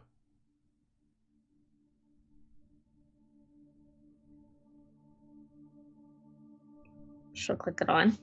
Hello? Hey, is this is Nora? Hi, I'm Speaking. Sean. I'm your Panago driver. I've got your pizza out front. Oh, sorry to keep you waiting. That's all right. This is the right address, right? And he'll rattle off your address. That's right. I'll be right there. Now, what is your haven like? Sorry, what was the question? What is your haven like? Like, what kind of a building is it? She's got like her own apartment. It's kind of one of the dingier ones downtown, but nothing really special about it. Not a lot of stuff to it. She was just like a student before becoming a vampire. So like Pandora Towers or whatever? Yeah. Okay. All right. Yep. It's full of She puts on her mask and then goes out to meet the pizza guy. He's a fairly scrawny man in his late 20s, large Adam's apple, hoodie, but the Panago hot box in front of him. He's wearing a Panago hat, standing in the rain outside underneath your awning. Hi, are you Nora? Hey. So I've got an order of breadsticks, cheesy bread, and your presence is formally requested. Tonight, midnight, at the address written on this box. Attendance is compulsory. Wear something suited for a party. This is an official salon of the Prince of Victoria. And I've got a small double cheese with white sauce. Oh, that sounds perfect. And you got it here in record time. Yeah, it's already been paid for too, so you're all good. Oh, thanks. I'll give him a $5 tip, anyways. Oh, hey, thanks. Appreciate it. Right. Oh, hey, don't tell my boss that I didn't do... Shit. Sorry, I should have done contactless delivery, but we've had a lot of thefts from this building, so I wanted to make sure you got your pie. No, thank you. I really appreciate it. The last time I ordered pizza, it ended up, I think, on the second floor to my neighbors, and they are dickheads. I feel you. Have a great night. You too. And he'll head back to the car that's still running on the curb. Old, beat-up, blue Geo Metro with, like, the bumper taped on. Ridiculous car. Alright, and with that, you have a pizza that has an address written on it along Esquimalt Road.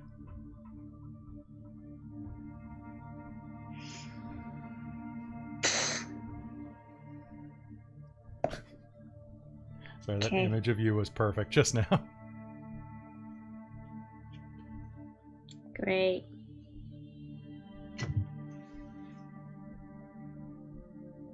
So what do you do? It says to dress formal, but it doesn't really matter. This is what you get. My gosh. All right. Do you contact anyone, do anything? Now, you know what a salon is, right? A salon is a mobile Elysium that follows slightly different rules depending on the event. It's a pop-up Elysium. Mm-hmm. How long has it been since we had a formal Elysium like this? At all? A month or so. Usually there's about one a month. This is not the normal night for it. No, you wouldn't be expecting an Elysium gathering for another 2 weeks, probably. Interesting. Well, in the very least, she'll put on her rain jacket, mask, and hood, and just start walking. Okay. It's going to take you a little while to get there, and as you head off into the night, I wonder what all the rest of your coterie's doing. In fact, it's me. Auna, at the same moment, you find yourself reading through a set of tomes that Ulysses has prescribed to you. Sitting in your room, doing your best to focus and try to read between the lines of whatever the hell language this is written in, when there's a knock at the door. Auna? Your aunt's voice says through the door. Hi, Auntie, come in.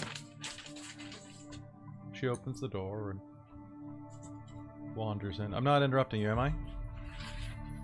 It's not too urgent. What can I do for you? Or is it something for me? No, I just wanted to check in. I'm back today. So, wanted to make sure that everything was going okay and that I didn't miss too much while I was up island. Nothing. I've just been studying, really, reading, What are you spending looking time. I'm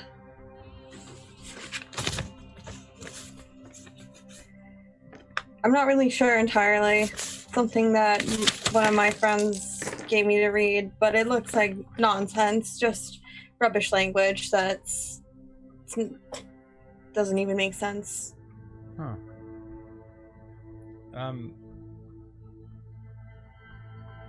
Yes, Auntie? It's Sanskrit. You're reading it upside down. Well, that would certainly help when it thinks Do you want some help? Sanskrit. Maybe a little help. It wouldn't be so bad. I'm But pretty don't bad. judge for the contents that you see given the new situation. It's fine. This is old languages, dead languages are kind of my thing, so. It's true. How was your trip, by the way? Boring. Most of the sites are closed down. And the fact that we have a dig doesn't really seem to matter. We can't get research students up there right now because of the pandemic, so it's mostly just me checking in to make sure that nothing got stolen in the meanwhile. That's fair. I guess nothing can really be done during this time. We're all stuck. Yep. Well, I'm happy to help you with this, though. thank you, Auntie. I appreciate it. And, she'll just put all of the sources down in front of her. Oh, that reminds me. Someone called the house earlier today. It was one of your friends. Carly? Charlie? Oh, Charlie called? Yeah, she was wondering if you could give her a call back. She doesn't have your new cell phone number. Oh. Am I allowed to call on the burner phone? With the burner phone track that... Probably not, but... Anyway, she just wanted you to get a hold of her. She didn't have any of your cell numbers or anything. Could I borrow your phone? I don't know if it's a good idea. Of course, yeah. And she'll immediately pull it out and hand it to you. Thank you. 7492. She'll put it in and ring for Charlie.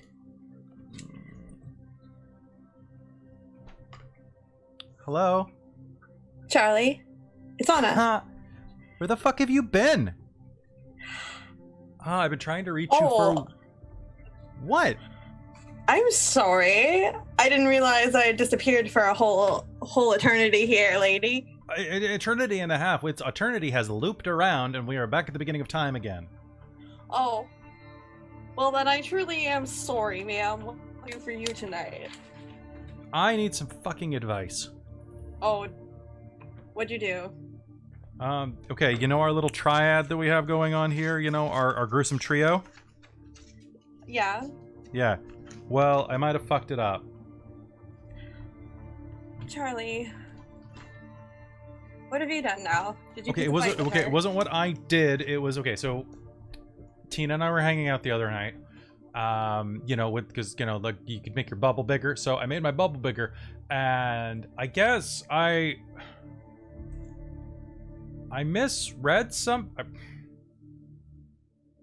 Misread what? Charlie, come on, spit it out, please. You know I hate when you beat around this bush. What did you do? Well, Tina tried to beat around mine. What did Tina do? We were watching a movie, and she tried to kiss me. She did, and I mean, I didn't. Did you kiss her back? Did you kiss her back? Yeah, well, for a minute, but then like it was kind of weird, right? Kissed her back, but shut up. We've been friends forever. But that doesn't mean that you didn't kiss her back. You kissed her back. Do you like her back? You know, no, be real. I don't want things to get weird. I mean, yeah, but I don't want things to get weird. Oh my god, do it. Don't do it, please. You guys would be so cute. No, I think it would be perfect. Be a couple. Do it. She would probably die. I've known this. I know this was going to happen forever. I don't want anybody to die. No one's going to die. You just said she's going to die, so I don't. She's gonna. It was a saying, Charlie. You know I am exaggerative. What if it gets complicated? What if it gets weird? What is going to complicate things further than the fact that you are a couple? Her dad's a raging homophobe. Aren't you guys old enough to move out? You guys have enough money to do that. Fuck the rules. Live your life. I know. But yeah, you'll know. Charlie, come on. Do it. Why are you so happy about this? Because it's adorable. Because I have been waiting. But it's adorable. This is the best. This is the happiest thing I've heard all week. I have been stuck studying, reading for weeks on end. Charlie, please. Please. It was a pretty good kiss. I knew it. She had her you know that raspberry lip balm she uses? Was it soft? Was it everything you dreamed of? Yes, it was everything I thought. Yes, it was. Well then, I think that you're... Haha. Well then, I think you already know what to do, and you don't really need my advice. You just needed somebody to kick your butt. Which I'm happy to do. Look, it's either do it or I'm gonna come over there and actually kick your butt, so make up your mind. Don't actually kick my butt. It's fine. Besides, what if something happens and we break up? Who gets you in the divorce? Well, you have to go halfsies, because I love you both. I've known you both forever. Well, like Solomon, we're gonna cut you in half? I can take it. I can take a lot of things. I can take it. God, you'd probably get off on it. Hey, don't judge my Saturday nights. Yeah, no yucking yums. No yucking yums. I gotcha. Are you okay? Yeah, I'm okay. Oh, well then, go get your girlfriend and tell her I say hey and love you both. Okay, fine. I'm going to... Okay, fine. Okay, tomorrow. Good. Okay, good. Tomorrow. Okay, great. And then come back with a report later. Okay, I will. Okay. And then she's going to make that girl noise that I can't do. You know the one. The ah. Yeah. Winter, can you do that for me? Yeah, that. I can't make adorable. that noise. It's too high in the registry for me. This is the most adorable thing I've heard all night. James, should we give it a try? Oh, please. God. Oh, that was the perfect time for us to get raided too. Oh shit. Everyone make the girl noise. Ah! God. You brought this on yourself. I did bring it on myself. Hello, Raid. How's it going? Oh, right. God. Okay. If that's all Charlie needs, then we're going to get off this phone call. All right. So she will hang up on you. And a moment later, your aunt will be poring through the manuscript, kind of making some notes. And yeah, this is actually a pretty basic cipher here. If you give me like about an hour, I can probably get some work on this done. Really? Yeah, I think so. Oh, Auntie, you're the best. Best in the whole world. I am. You are. That's why you are the smartest woman I know.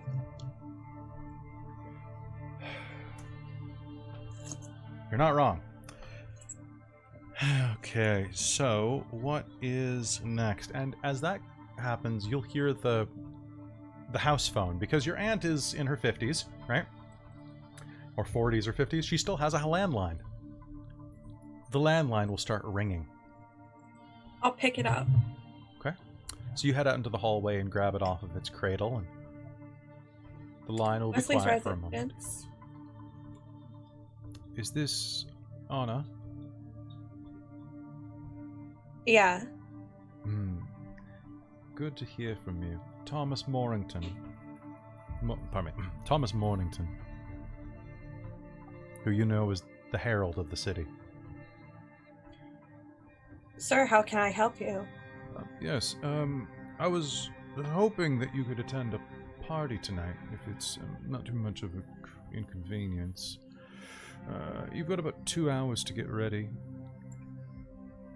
Wear something nice. It's going to be a formal salon. A flyer's been put through your front door with the address. I'll be there. Thank you very much. Very welcome. Do take care. Click. And you. Auntie, I'm going out tonight. Wear Is a that mask. okay? I will. Are you okay to finish what I'm doing while I go out? Or is that Sure. too much? Nope, not a problem at all. Thank you so much. You're a lifesaver. And with that, she's going to go grab her nicest jewelry and things and dress up for the evening. Start dressing up and heading out there, and sure enough, there is a Chinese food venue with an address written on it in Sharpie along Esquimalt Road. Well, time to get in the car. All right, It's time to go. Head out there. Now, meanwhile, earlier this afternoon, while the sun was still up, Mason, you had a very important meeting. Where do these meetings take place? At the foster home? At the park?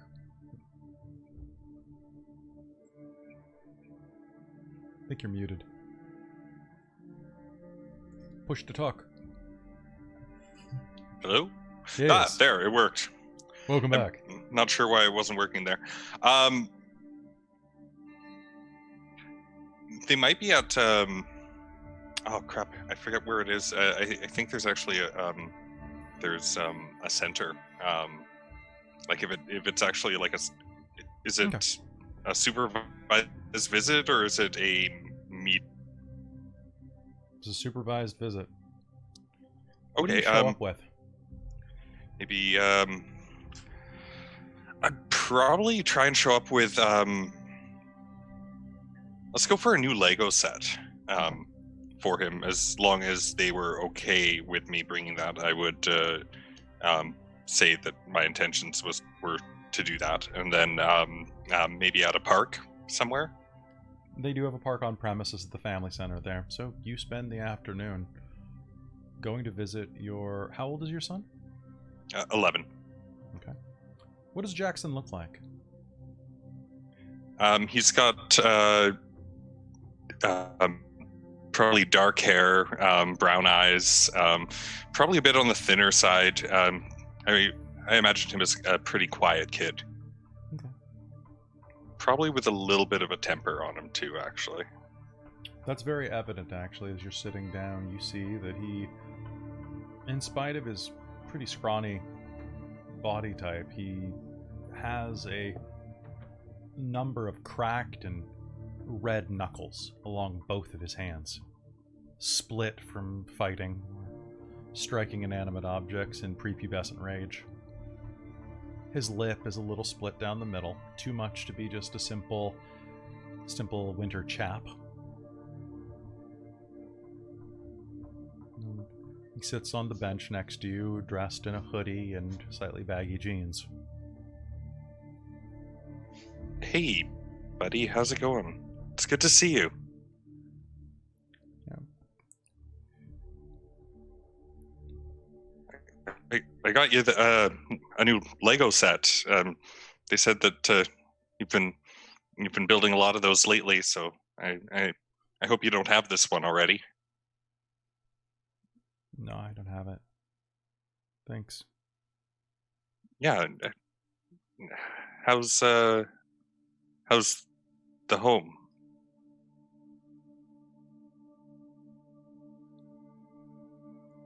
Weird. Not very many people are here anymore because of everything.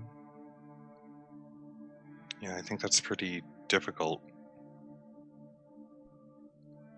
Have you been, I guess, I heard school might be starting back up soon. Are you? Yeah, I should be going back. That'll be good.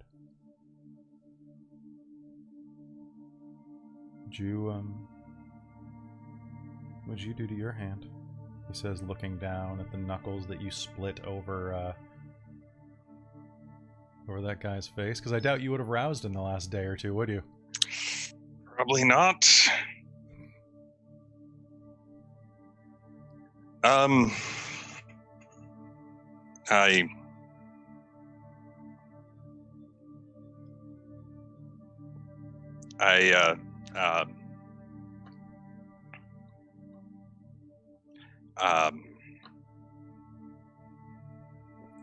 Mason, you hear a voice from over your shoulder.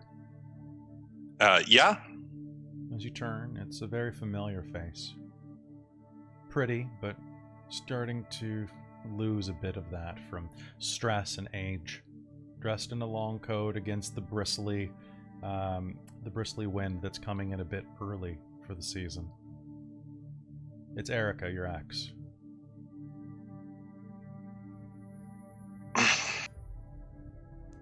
Jackson, can I borrow your dad for a sec? Okay.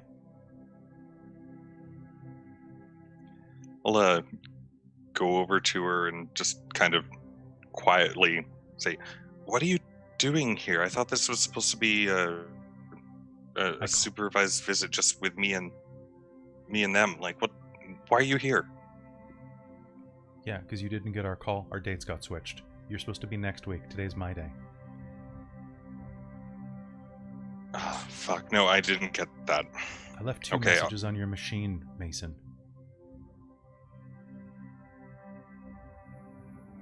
Are you even check that thing anymore, or do you actually have a cell phone now?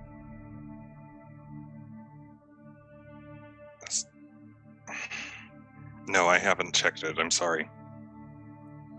With a sense of propriety she probably no longer feels, or just by reflex, she grabs you by the split-knuckled hand. What are you doing? Are you getting into trouble again? No, I've been trying to do some repairs around the house, and like it's the place is pretty beat up, and I've been trying to stay out of trouble by just practicing some carpentry and shit. And I slipped. You slipped and knocked all of your knuckles. No, I slipped and I broke a couple of boards and got angry and hit the wall. She gives you that death look, like trying to read through your bones. Look, I'm trying to stay out of trouble, okay? At least that's honest, okay.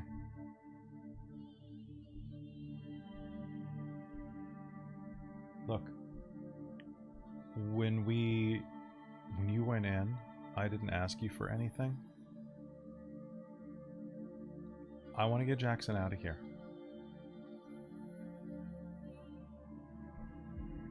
I need to get my own place to do that.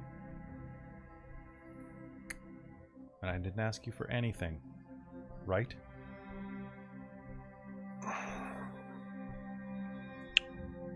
What do you want? Jackson deserves to be in a better place than this. I need some money to put a down payment on an apartment. If you can loan that to me,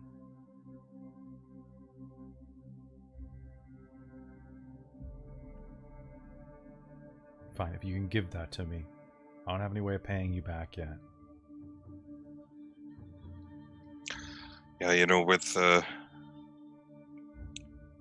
his split lip and everything, I mean, he hasn't really been at school or hanging out with anyone. Yeah, except for all of the kids here who got dumped by their parents, too. I don't want him to end up like all of those shitheels. He deserves better than what you or I had. Look, show me the plan, like, and the paperwork for it. I'll see what I can give you. But I want to see the paperwork. I want to see the plan, like that you're going to sign for getting a place. I want to see all of that first. My word's not good enough. I'm good enough to squeeze a kid out, but I'm not good enough to squeeze the truth out.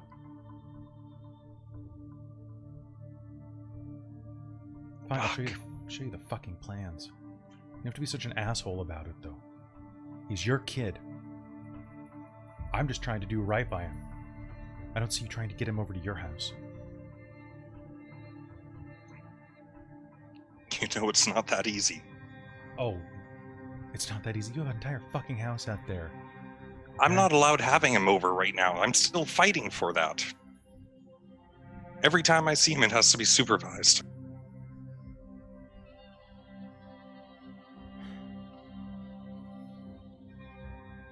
And you were just as bad as I was. You just didn't get caught.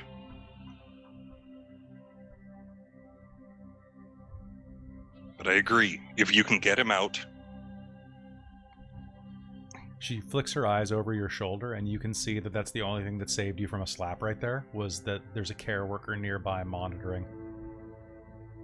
Instead, she gives you that nice, broad, fake smile that she gives during fights in public. Look, I'm sorry I didn't get the message. I'll leave you to your time.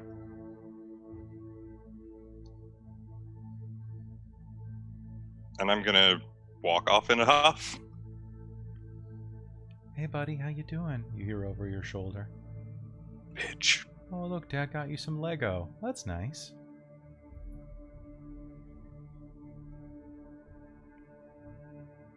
You'll make your way out, and as you do, there will be a man smoking a cigarette next to your car. Pale, late 50s, bristly mustache. Well, that's a hell of a thing.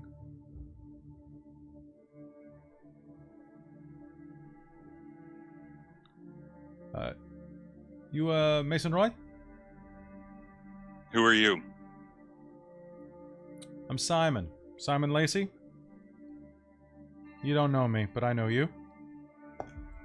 I'm a consultant. I work for Mr. Prince.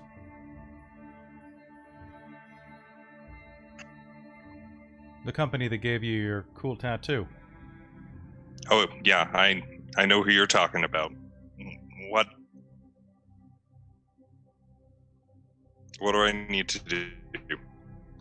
Well, first of all, and he'll reach into his jacket and pull out a business card. You're gonna go here tonight at midnight. There's a party. Or something casual cute.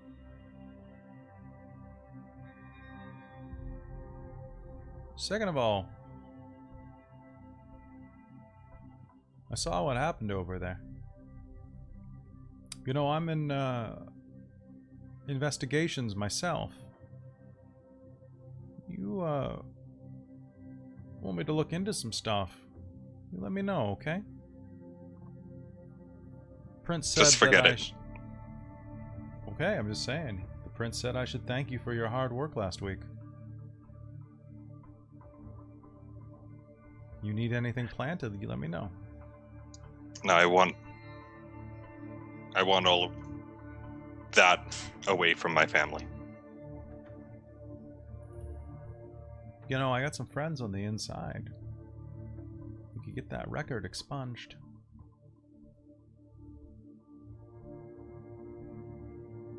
You got a card? Absolutely. He'll hand you another card. This one with his details on it. What was his name again? Simon Lacey. Legal Services.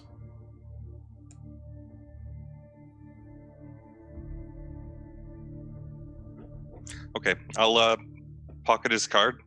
Just give him a look over and thank you, Mr. Lacey. And then get into the car. You have yourself a good night. And he'll turn and head back toward his car. Oh, god damn it. I'm going to give you a minute to calm down there, Chris. Now, later that night, Mason, you are doing whatever you would do in the night, but Leo, you have gone out for the evening. As I am wont to do, yes. People aren't allowed in care homes right now. Not unless they're direct family. Even then, the callous nature of many of their sign-in procedures push even the closest family members out until the moment of death. However, for you, that's not much of a problem. You wander right into the care home there near the Uptown Shopping Center. Those care homes that are built just behind it, where you go to meet an old friend. She's like she always is, laying in state, her hair brushed back from her face, but the smell of stale sweat and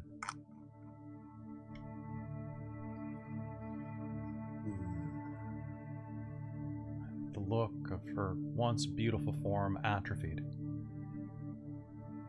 You stand over Sarah's body.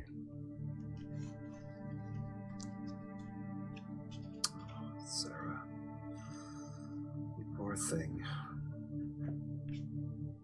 What do you do?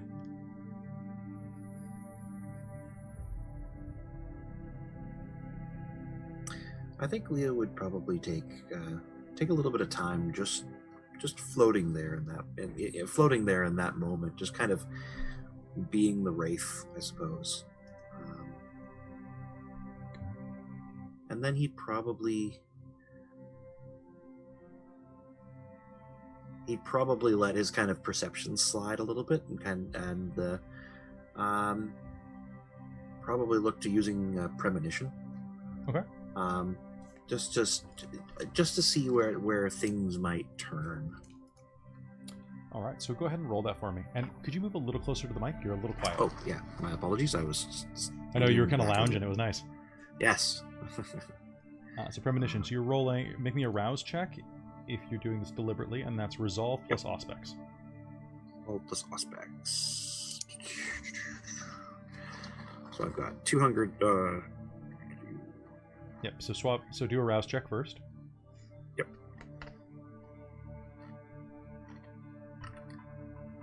I succeed the rouse check. Cool. All right. So you're going to roll resolve and Auspex. Replace 2 of the dice with Hunger Dice. Resolve and Auspex is 5 dice total. Nice. 3 successes. 3 successes. Fantastic. You...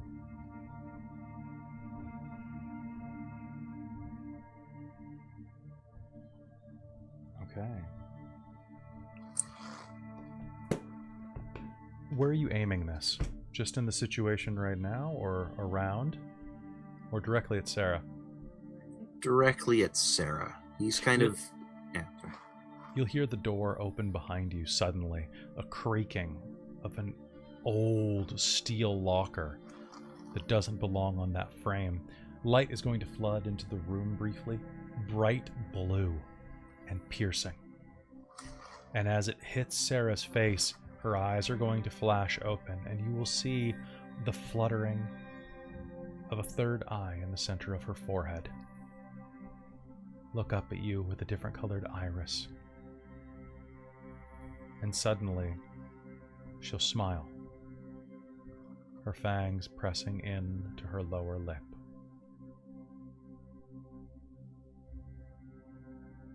And then it passes. A nurse enters the room, wearing her mask and gloves, and does a cursory check.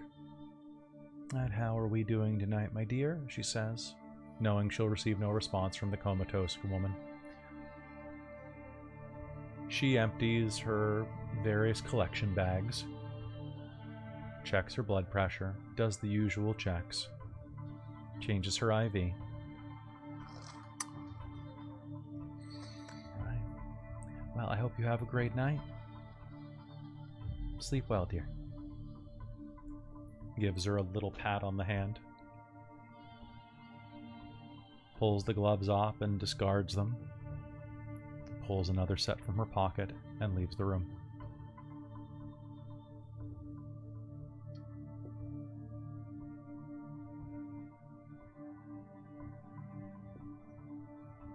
What was that, Sarah? Were you trying to tell me something?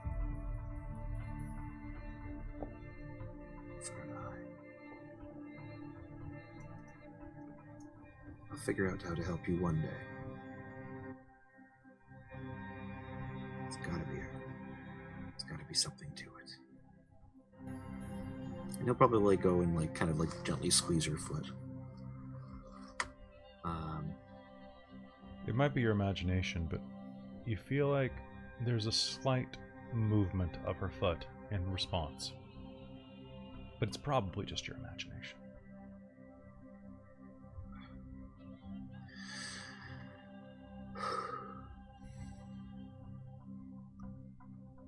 I'll just pat her foot one more time. I just imagine that's kind of what we can reach from the end of the bed. Mm-hmm. And he's gonna quietly excuse himself.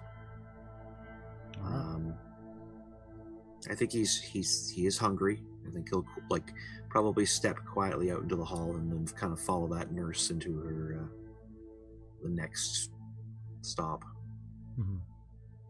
And you feed on sleeping people primarily. So would you be going after the nurse or just one of the patients?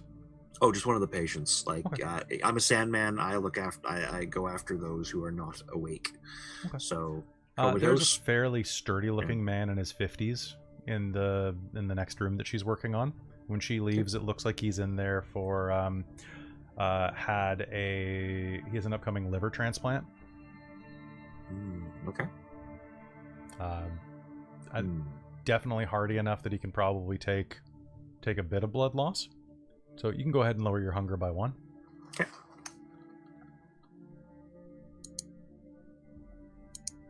Yep, you don't have to do any checks for that, so that works out. Okay. So, steal a sample. Can you do me a big favor? Sure. Can you remind me what Anita does for a living? Anita. I don't think I ever actually defined that. I think she's probably pretty well off because she came from that kind of clique. Mm-hmm. But she's pretty bright too. Probably something pretty influential, That's fair. Yeah. All right. And you drove here, right? Yeah, I probably did. Yeah. Okay. You have a nice drink, and as you head back to your car, you're just getting it. About what time do you pop your obfuscate? Just in the parking lot? I imagine it probably as soon as I try opening the door to the car. Okay. Because that would definitely trigger it. Yeah.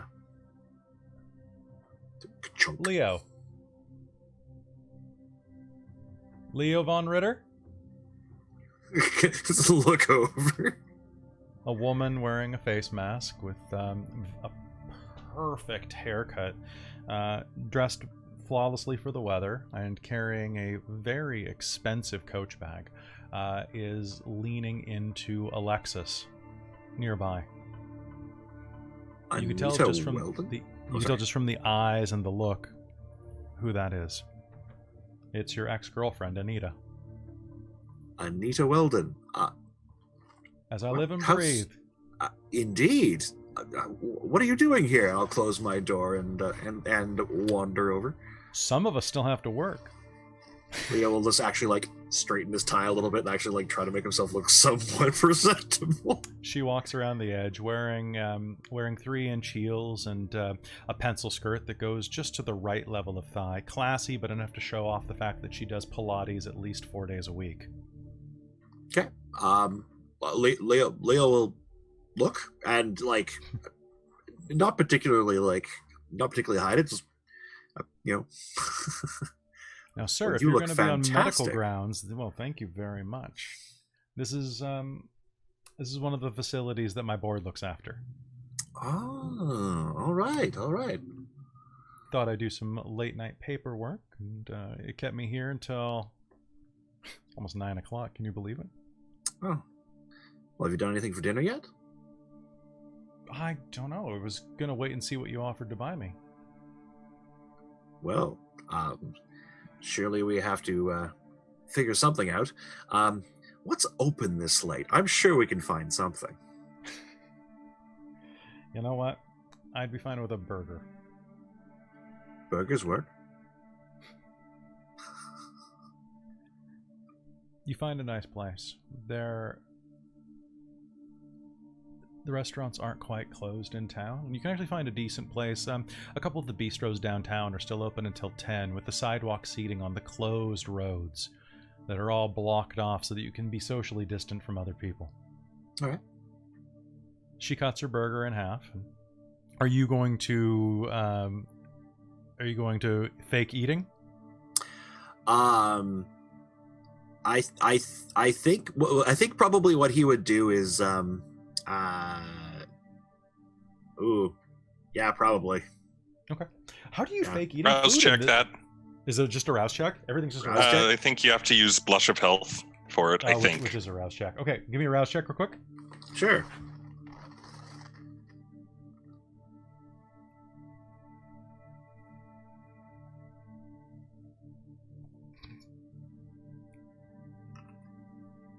A burger technically. I make it.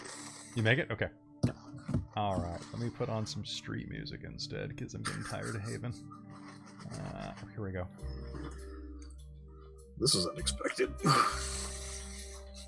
Absolutely. She cuts her burger in half and eats it daintily with her perfectly manicured nails. They're kind of a robin's egg blue. They match her eyes. So, she eats her half burger, daintily, but with a voracity that shows that she probably hasn't eaten since at least noon.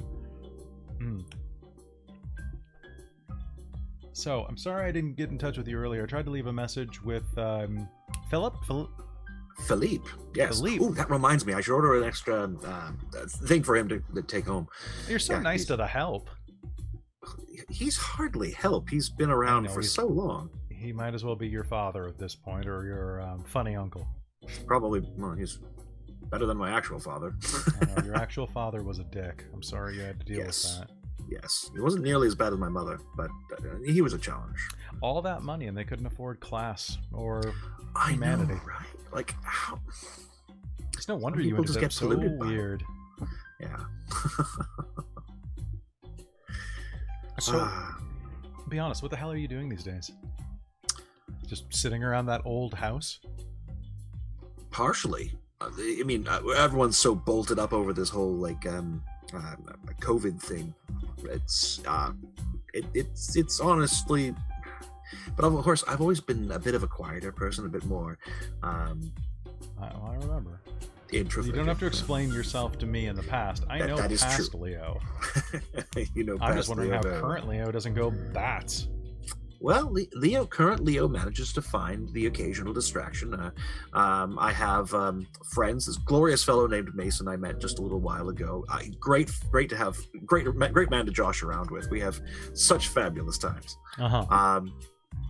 A variety of unusual characters that have kind of popped in from time to time. I even know one that claims she's a wizard. Don't ask me how. She claims it. It's madness, I tell you. Madness. A wizard. Yeah, wizard. You mean a magician? No, wizard. She makes it a very specific point. She is a wizard.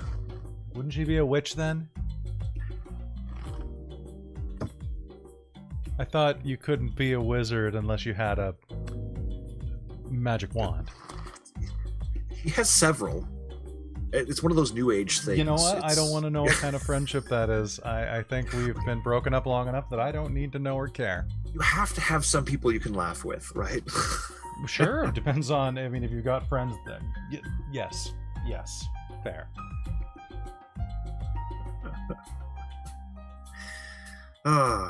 It is good to see you. It's good to see you too. I was hoping that you were still around. I'd worried that you might have taken a swan dive off the top of your bell tower. Oh, no. no. Well, maybe not on purpose. Oh, yeah, that's certainly possible. I'd be up there, trying to fix that old telescope. Hang the Christmas lights. Yes, that'd be a challenge. Oh man, it'd be 3 stories to the ground. That'd be terrible.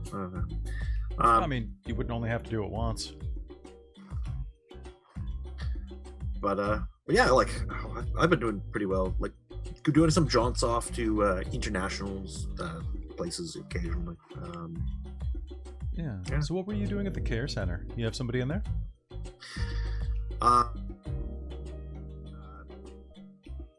old friend. Someone who she ran into some unfortunate circumstances and is currently comatose. I don't want to get anybody in trouble. Did they let you in at the door? I have my ways. Yeah, how much did your ways cost you? A gentleman never tells. Then tell me. Oh. It was some. I don't want to get anyone in trouble. You're on the board. That would be a nightmarish thing to hurt my poor I friend. didn't hear anything. Just next time you want to go there and don't want to have to grease some palms, let me know. I can arrange it. We'll just say that you're a cousin or something like that. Cousin, yes. I mean, not my cousin. Well, this obviously. Alberta. Ooh. Definitely have never done any of those things with my cousins. That's good. That's good. She'll take a nice long drink of her beverage, and as she does, you can't help but notice how long she rolls the straw around her lips with her tongue. And then takes a deep sip. This is fun. I've been trying to connect with people, but of course I moved back in the middle of a global pandemic. And it's like trying to... Okay, I'm sure there's a good metaphor here, but it's slipping. I don't think there is. I think it's just a bad luck. Yeah, wandering around the darkened forest, yeah. Sir, your waiter says to you. Yes. There's a phone call for you. Oh, interesting. See, Flake put one of these GPS apps on my phone. Oh, just a minute. And tracking you. I'm kidding. Wonder how the waiter leads you inside and hands you a phone, like a cordless from behind the bar. Thank you. I'll put it to his ear. Hello, this is Leo. Yes, Mr. Von Ritter. I imagine that you're having an excellent time out tonight. It is quite unexpected. May I ask who's speaking? Yes, this is Thomas Mornington. Do I know Thomas Mornington? Yes, the Herald of the City. Ah, lovely. Okay. Ah, Mr. Morrison. Was he Leo wouldn't have screwed it up? Was it Mornington? Mornington, Mr. Mornington.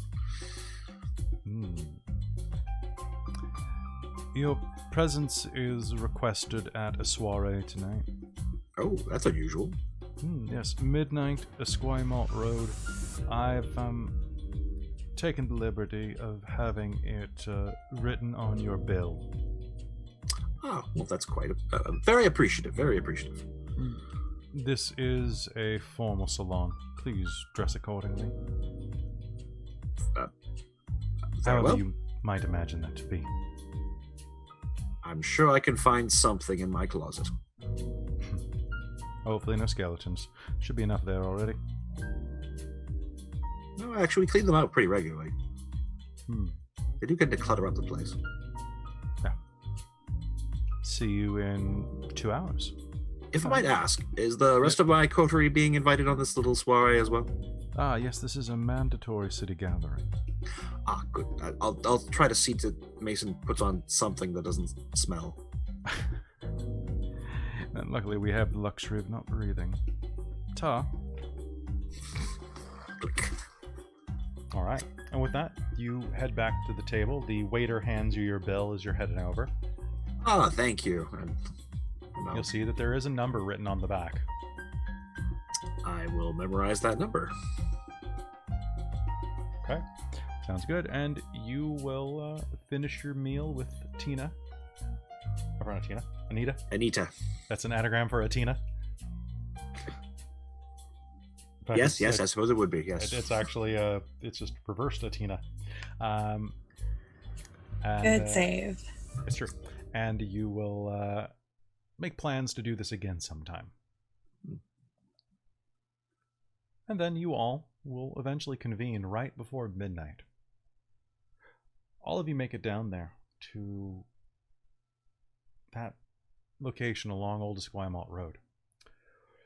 Now, this area is industrial. Lots of multi-level businesses with signs in the window and nothing else. A warehouse, wholesale store. There's even a trampoline center there called the Flying Squirrel. And then over along this side is what looks like a warehouse named Lockman Giro. Or Giro? Lockman Giroux?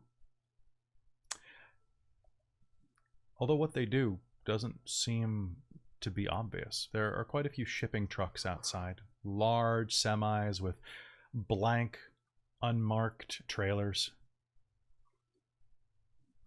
And at the front door, you will see that there is a rather tall woman, about 6 feet tall, wearing a toque, ripped jeans, and a tank top, in spite of the weather out here. Her hair is black and cut short, and streaked with multicolored dye. And you can see that her arms are laced with full-sleeved tattoos. You all arrive around the same time, parking nearby along the street, and find yourselves standing under a streetlight, meeting each other. Who speaks first? I always have to ask, how is everyone dressed? How is everyone dressed? Describe yourselves for the audience.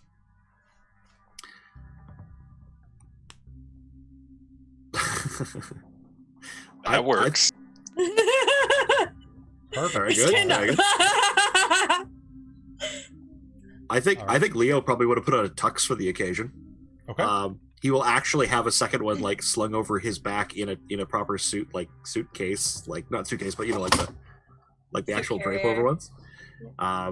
Just in case Mason requires additional garments. I mean, he's approximately the size of one of my little ones. Mason's probably looking a little bit nicer than you've seen him. He's still wearing a little bit of a wife beater, but he's actually got a nice shirt on because he didn't just immediately come off of work and isn't wearing work clothes like every other time. And he looks like he tried to clean himself up a little bit today for whatever reason. Nice. And Win? Nora, what do you dress like? Just like that? Oh, Nora, pardon me. Okay. All right, well. The Nosferatu special. Mason, are you seriously going to be wearing a wife beater? Winter. Sorry. Mason, are you seriously going to be wearing a wife beater into this little occasion? I brought you a suit. and I will pass you the suit. Look, the dude said casual. No, he said formal. I walked here, so it was raining. So I wore a jacket. That's not what I heard. That's what I said. Oh god. Okay. He said formal. Go behind that truck and put that on. Yeah, go behind that truck and put it on. Fuck. Look, you're not going to make me walk in there like this on my own. That would be an embarrassment to our entire, coven. Wait. Coterie. That's it. Coterie. Sorry, the name's just kind of. Haha. It would be an embarrassment. Go on. Don't think about it. Just go do it. It's healthier for all of us. Don't get you people. And he'll grab the suit and go get changed. Alright, so you'll get changed behind the truck. As you do, one moment, let me just see how this works out for you.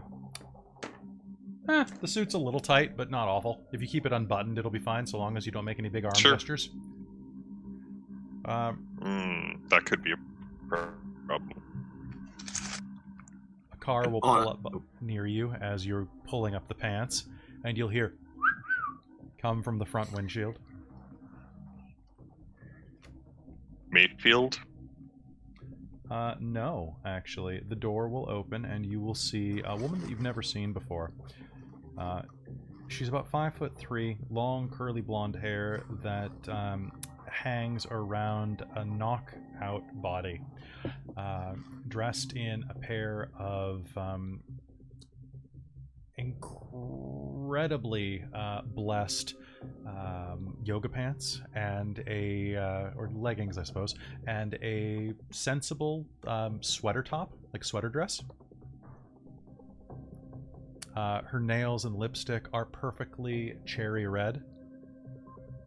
And she'll get out of her car and thank the driver in kind of a bit of a Saskatchewan accent. That slight prairie drawl.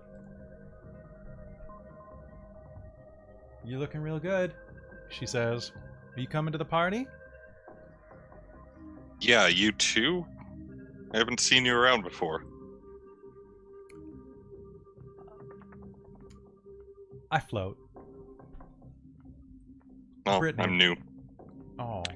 Well, Mason. Let me welcome you. I'm Brittany Ballard. Mason. I don't have to worry about that thing that's going around. You probably don't even have the cooties. And she'll smile and shake your hand. Oh, right. Oh, we could work on that.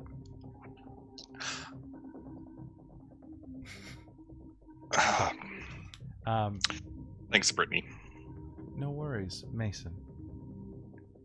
Nice to have another handsome man in the city, she'll say, and step forward. And at that point, you'll feel a strange pressure, and you realize she's grabbing somewhere. You forgot this, and she zips your fly up for you. Oh. See inside, and she walks behind you, gives you a brief swat on the ass, and heads inside, passing the tall woman at the front door. All right, game on. I'll say that as I walk around. It's just like,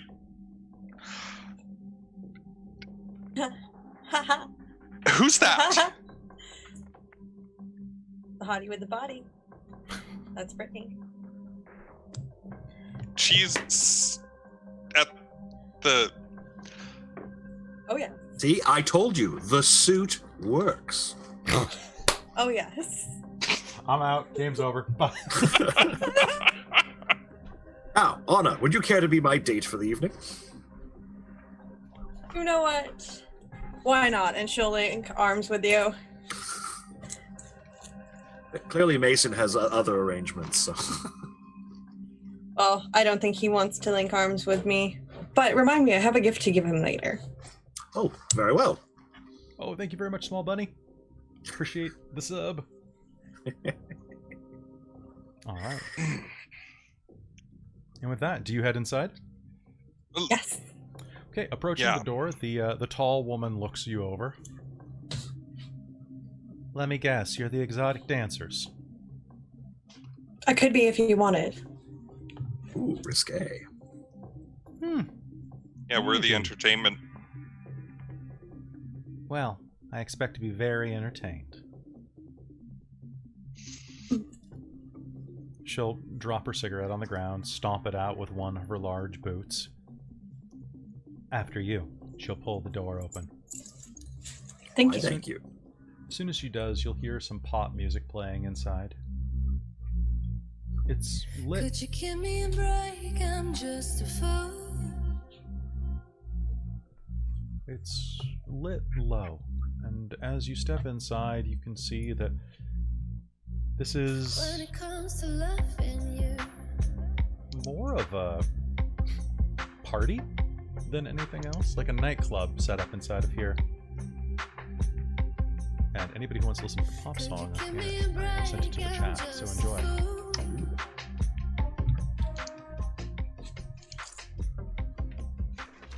And as you enter, you see that there are a number of people walking around, dressed in wide neck shirts, men and women alike. Their necks bared. Several people are feeding. These people who are walking around are doing so with glazed, slightly drugged expressions. As you enter, a woman is standing by the front door having a conversation. You recognize both of them. The man is Thomas Mornington. Tall, handsome, curly-haired, broad-chinned, looking like he could be, looking like Henry Cavill is his stunt double. The Herald of the City smiles and returns to a different conversation as the Master of Elysium, who he was speaking with, Ava Wan. 5'4", short-cut black hair, perfect harp-shaped face, and a conservative outfit. Turns and smiles at you. You made it. Good. I was getting worried. She smiles with her black lipstick. I see that you already met our good friend at the door. Hi, V. The tall woman smiles. Hi. Let's get this bullshit over with. And walks directly through your group and into the party. He was like quite the character. I'll probably be standing a little bit behind Ritter. The last time I was at something with so many of these things, it was not the greatest experience. That's fair. And, well, Ava leans forward. You should be free to do whatever you want. Drinks are on the house tonight. Oh, here. And she'll lean on the table behind and hand you each a small party blower. One of those party horns, you know, the ones that go... Oh. What are these things? Yeah. The prince wanted it to be a special soiree. It's a birthday party. Oh. Anyway, enjoy. We've still got about 10 minutes before the surprise begins. So you'll need to find a place to hide, but there's plenty of boxes and things, so it shouldn't be hard. Very well.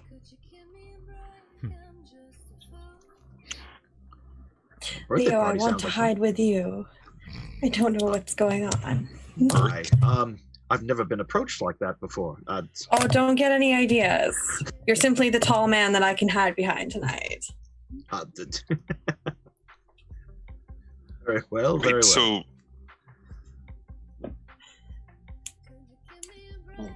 what does she mean by a birthday party? Assume that someone is maybe like being sired, or perhaps it is a celebration of their, appearance. Maybe it's somebody's anniversary of becoming a vampire. Or maybe it's simply like maybe it's an actual birthday party. You know, someone, maybe the princess family we don't know about. They're really okay with the whole vampiric thing. Or is it the prince's birthday? And we Ooh, simply that don't could- know. That could be a thought.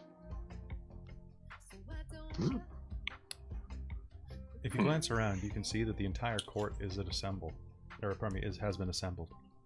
The only people that you can't see are Ethan Cook and Akila Bashir, the prince and seneschal. The herald is there, he's the master of Elysium. You think you can see the barest speck of pale darkness that is Nash, the sheriff. The Primogen Council mills around as well, as does Talia Mayfield. There are a couple of others that you don't recognize, but for the most part, everyone here is familiar, except to maybe Mason. Oh, there's Arlen. I'll kind of wave at Arlen. A hideous, bat-eared person looks back at you and smiles and waves with gangly fingers, twice the length they should be. I quite like him. His character. Is that Arlo? That's Arlen. the Oh, Nosferatu Primogen. Yes. yes. What? yes. Yes. So Mason? he's in charge of the same thing that Vale is, right?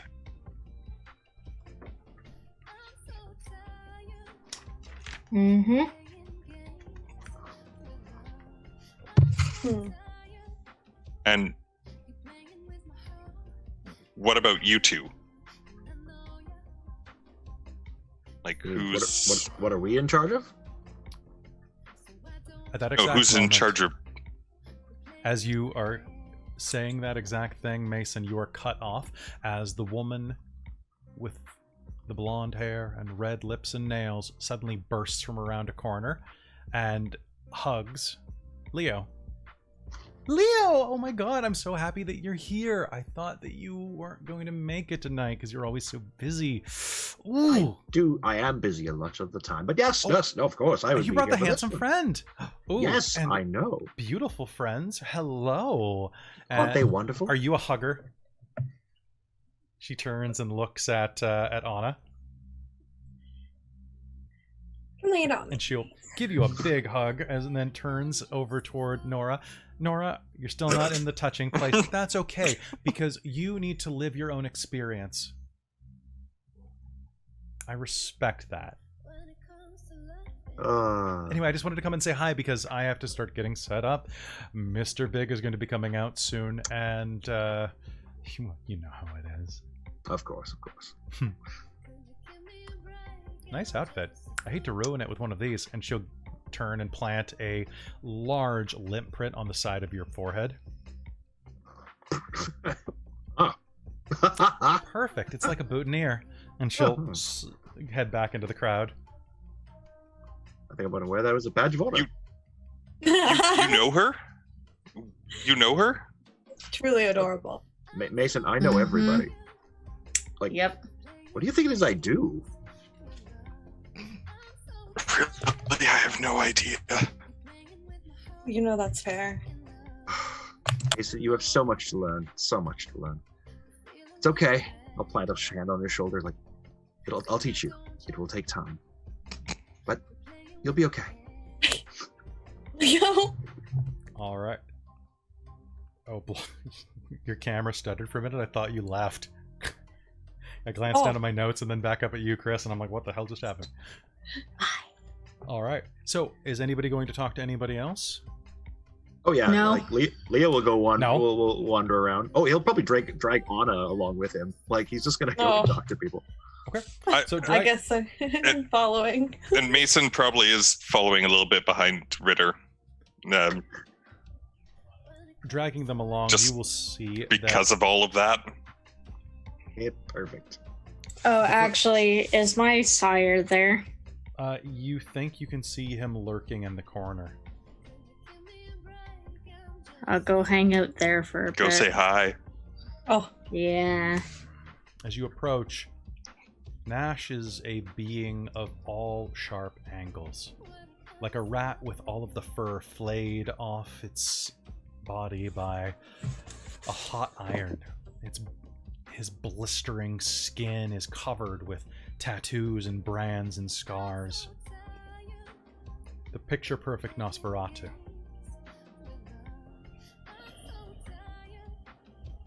Well, look what the cat dragged in. Squeak. Not gonna run away again, are you, little mouse?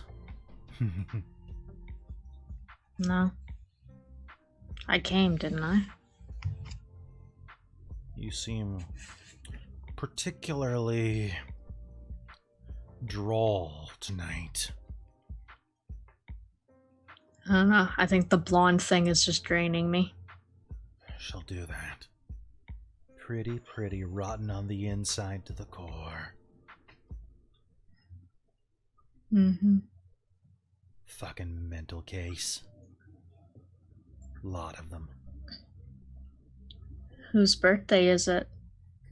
You'll see. It'll be a fun one.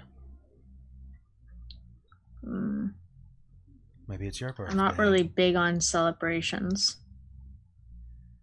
Heard that you did some work for the city while I was out of town. Good. Yeah, stabbed it real good. Yeah, I saw. I think that might be decided soon too, whether or not we kill it, keep it, or feed it to your pet. Now that would be a party favor. You're not kidding. At least the drink's good. Yeah, drink up. These are all imports anyway. Yeah. How long till it starts? Any minute now. And then the real fun begins. Watch that. As he says that, your eyes are drawn across the room to where the others have made their way to a very animate conversation between a young man of about 15 dressed in a suit that is perfectly fitted to him, as well as shorts, spats, kind of looking like a boy's uniform, having an argument with a woman in her 70s, 80s, with long, curled white hair. No, and that is exactly what I'm talking about. Your foundational argument is preposterous, he says, spitting as he talks. There's no need to get so bent out of shape, she replies. If you disagree, perhaps you should go back to arguing with your inferiors. But as you'll understand, that my proposed option is the most genteel. It's stupid is what it is. It's ridiculous. We're not going to just keep them around. Well, there are other options. But I think you'll find that I have the votes required to sway. But that's just me. What do I know, old man? I hate it when you call me old man. Facts are facts. Facts aren't feelings. Ah, this is your little girl. She'll turn and smile. Lucille Harrington of Clan Ventru. It's excellent to meet your acquaintances. She'll hand you a ring-covered, wrinkled hand.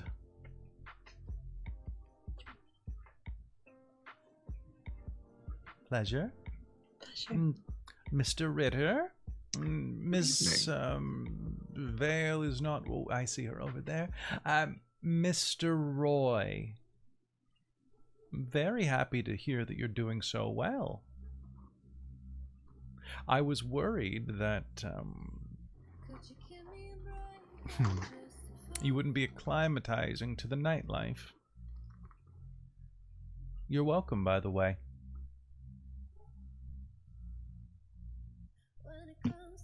Thank you. You're very welcome. I She's just being smug because she's the one that decided to vote yes on whether or not to kill you. The boy says. The vote's on Mason? No, that was like a vote about, what, 6 months ago? 8 months ago? We are very thankful that that you voted, that the vote fell as it did. He is a wonderful, wonderful man. Yeah, well, he's a shit kindred.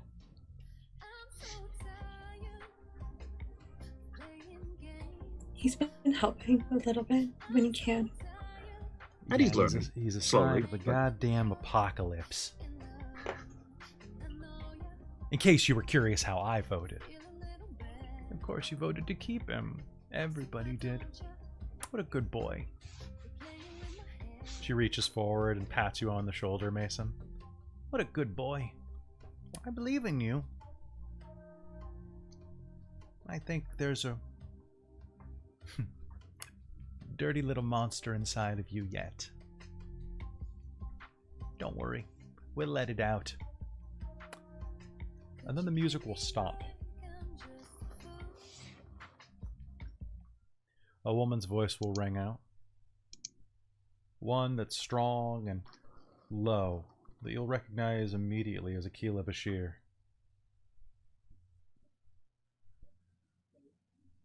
Ladies and gentlemen, assembled kindred, please put your hands together and your drinks down for a moment so they can begin to coagulate. For your prince, Ethan Cook. And at the back of the room there is a brief moment, and Akila walks out dressed in flowing finery. Her skin is a beautiful shade of dark brown that denotes her Middle Eastern heritage. Behind her is a fey Caucasian man dressed in tight jeans, a flowing scarf, a pair of sunglasses, even at night, and a suit jacket with an intricate pattern on the inside lining. Numerous rings bespeckle his hands, his necklaces dangle from his neck, and as he steps in, he smiles and waves around. Good evening. Welcome. Welcome. It's so good to have you all in attendance. Well,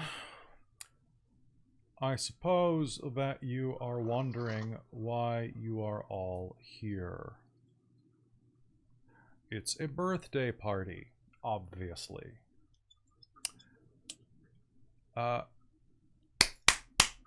Please hand out the party favors. The first ones.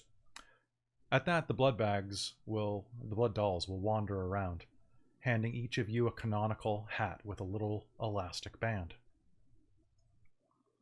Oh, thank you. Good.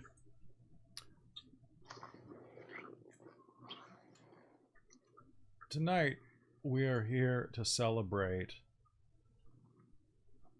the birthday of a wonderful member of the court. He thought that we wouldn't find out, but we did. And here's the birthday boy now. Hand out the presents, please. Each of the blood dolls will turn and pick up a package wrapped in all sorts of different birthday wrapping paper. And they'll hand one to each of you. They're about the size of a bouquet of flowers. Fairly heavy. And every person in the room is handed one.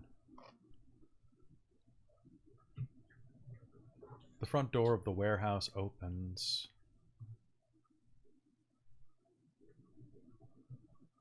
And the lights shut off. Hello? A voice comes from the front door. Is it anybody here? Hello? You'll recognize that voice as Frankie's. Oh, this is fucking stupid. The lights will turn back on suddenly. Surprise! The prince will shout.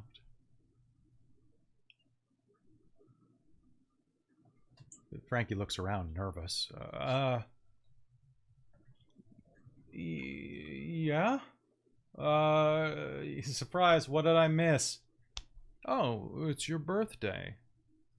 You thought you could sneak it past us. I was so sad to hear that. Oh, well, it ain't no big deal. Like, I'm not big on birthdays. No. You've done so much for this city, Frankie. It'd be a shame to not pay you back for all you've done. Everyone, it's Frankie's birthday. Each one of you has a gift for him. Can you... it's too much for him to open, though. Can everyone... go ahead, take some time. Open Frankie's presents for him. Now... there's the sound of ripping paper as the room begins to open the presents. Auna, you opened yours first. It's a small box, but inside is a very, very new claw hammer with a carbon fiber grip. Nora, yours is long, and as you pull it out of the crinkly wrapping paper, it's a wooden baseball bat with 9-inch nails driven through it. Mason, yours is a length of lead pipe. And as you pull yours from its container, Leo, it's a foot-long pipe wrench. Oh, around you see other things, tire irons and so on. These are such great presents. Frankie begins to back up, but the door shuts behind him, and you hear a truck back up, pinning the door shut. Well, see, the problem is you thought that you could just go around embracing people. See, I didn't think that Miss Cole was related to you until we did a quick check. Did you know your daughter changed her name when she moved? Huh. Well, fair. I can sympathize with that. Family is important. But what hurts me is that you didn't come to me. I would have been merciful, Frankie. My prince, I didn't mean any disrespect. It doesn't matter what you meant.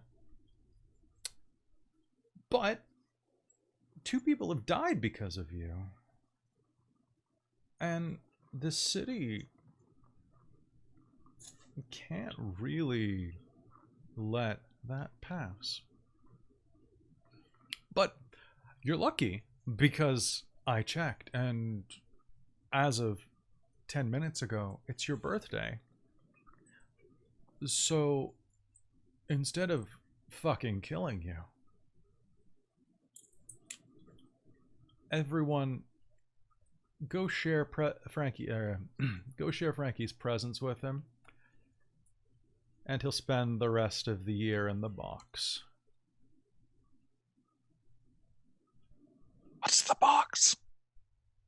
As he says that, 2 blood dolls will wheel out a wooden coffin. It's the box. Cue the music. And we're going to fade to black on that one. Snap. Oh God. When it's over, when you've done what you've done,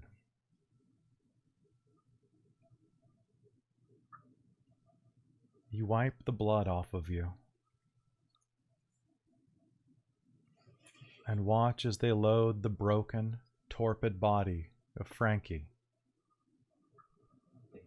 into the coffin and nail it shut. Well, that was a lot of fun, you hear the prince say.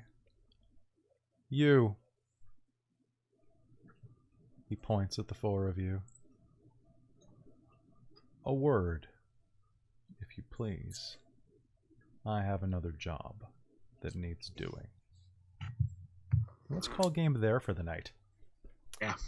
Yeah, that seems like a good place. Great spot. Ooh. Whew. Well then. Oh my God. All right, Well, that so, escalated quickly. Yeah. it's so good. It's so good. Started Coffin with party. kneecaps. It started with kneecaps, and we ended ended with a with vicious torpor. beating. Yeah. Just ended with a vicious beating. All right, so everybody take 4 experience tonight. It's almost like we're horrible people. It's almost like you're horrible people. So I'm gonna give everybody 1 stain for participating in the beating. Yeah, fair enough. But God. is anybody choosing not to participate in spite of groupthink? Mm, At my sire's there. I can't not. Yeah, my sire I'm- literally saw me. I can't not. Fair. I will reluctantly. Okay. For Mason, this is all pretty new, so he would wait for the other 3 that he's closest to go up and do shit, and then just kind of be like, "Wait, so we're actually supposed to fuck?" And he'd probably be a bit late, but would try to have that off as speak. Okay. You- So everybody add up your stains and let's go He's ahead. slow. and- He's a thin blood. It's true. So let's go ahead and make a roll. So you are rolling the blank spaces. So I believe that Auna is rolling 1 dice. Yes. Okay, good luck. Leo is rolling 1. No, Leo's rolling... You're rolling 2? All right, go ahead. Let's see if you get successes. You just need 1 success. Does anything bad happen if you roll a 1? Oh, God, does it? I don't know. That's Did you roll just a 1? I have 1 die and I rolled a 1. Oof. How did you only I have 1 rolled die? a 6. Oh, yeah, because I you're a rolled a humanity 6. 7? Yep. I guess technically you botched. I got a success. You Perfect. can look that up. Me too. So we're good. I'll look that up between games. You'll definitely lose a point of humanity by embracing this, but you'll find that it gets much easier. The slide's steep, and on the way down, it's a lot of fun. All right, so I'll take off that dot of humanity. Okay. You didn't need it And anyway. when you, if you guys don't know, once you make that check at the end of session, you get rid of all your stains. Yep. So Yep. you are clean for next game. All right. So Hooray. that is going to be it for tonight here on Victoria by Night. We hope that you had a good time with us and that you enjoyed the horrible drama in the middle there. Oh God. By the way, just as I didn't mention it, I'm going down too. Oh, did you? Oh, I thought you said you got 1. No, So I are got you five, humanity 6 or James. 5 now? Air 5, James. Are you at humanity 5 or 6 now, James? 5. Yay! The descent Highway to begins. hell. Also, I will say that when I wear these, this frame looks really white. I love Those those. look It really made good. me though. think of Daredevil a little bit. Yeah, they're kind of the same glasses, huh? Oh, you know what? The prince does kind of look like Charlie Cox. It's true. Rock on. That's true. I think in Um, chat they were saying that you were channeling some walk in there too. Yeah, I was trying. So, like, the Nice. prince has like a really kind of Drawn out. kind of like, really kind of voice. You know? But sometimes it does stray. I was listening to that. I was like, it's a little bit walk-in because I wasn't going quite deep enough, I think. But you guys got the idea. That was what was important. Mm-hmm. It was not unimportant. So yeah, you met quite a few of the Primogen tonight. You met the Prince. You met briefly Aquila. You even met the Bruja Primogen briefly on your way in. And on her way through us. Oh yeah. Yeah. Was I channeling a friend of ours particularly well there? I feel that I was. Well, I'll tell you afterwards. The Bruja Primogen is vaguely based off a player from Dork Tales. Yeah. Okay. But Wait, can I get a snippet since I probably missed it? well, we'll talk about it in a minute. So, all right, everybody, that's going to be it tonight. Hope you enjoyed tonight's session, and we will see you again in 2 weeks. Be sure to hit follow if you like this type of game, and stick around. If you're watching on YouTube later, hit subscribe. We love to see the number go up. Leave a comment because I actually respond to them. And if you want some more great content, don't forget that there's also tons of games on Dork Tales. And if you're looking for specifically vampire content, don't forget that there's Vancouver by Night. There's also Philadelphia by Night. And San Antonio by Night, all friends of the channel, so go check them out, especially Vancouver by Night because they're literally across the water. And I think we also got visited by Oxford by Night. I think we got visited by Oxford by Night. Yeah. That's too classy for us. Well, maybe not for Leo. Yeah, No, just classy never enough for Leo. Leo. And Leo if you want knows- more Dork Tales Leo knows content, everyone. be sure to tune in because we have Werewolf the Forsaken this Sunday night at 7 p.m. as well as on Saturday night we have The Secret of Hexeter House. And Monday, we have our new blockbuster, apparently, because tons of people have watched it, Dungeons & Dragons Rime of the Frost Maiden, which has a fantastic cast and some great costumes, and is like 1,000 people watching that on YouTube in like a day. It's ridiculous. Spooky. It's weird. Anyway, great to have you here. See you next time, Vamily. Same Vamp channel, same Vamp station. Goodbye, everybody. Oh, wow. Night. Thanks for checking us out. Bye. Thanks, guys. I'm a vampire, I'm a vampire. I'm a vampire, I'm a vampire. I'm a vampire, I'm a vampire, I'm a vampire, I'm a vampire, I'm a vampire, I'm a vampire, I'm a vampire, I'm a vampire, I'm a vampire, I'm a vampire, I'm a vampire.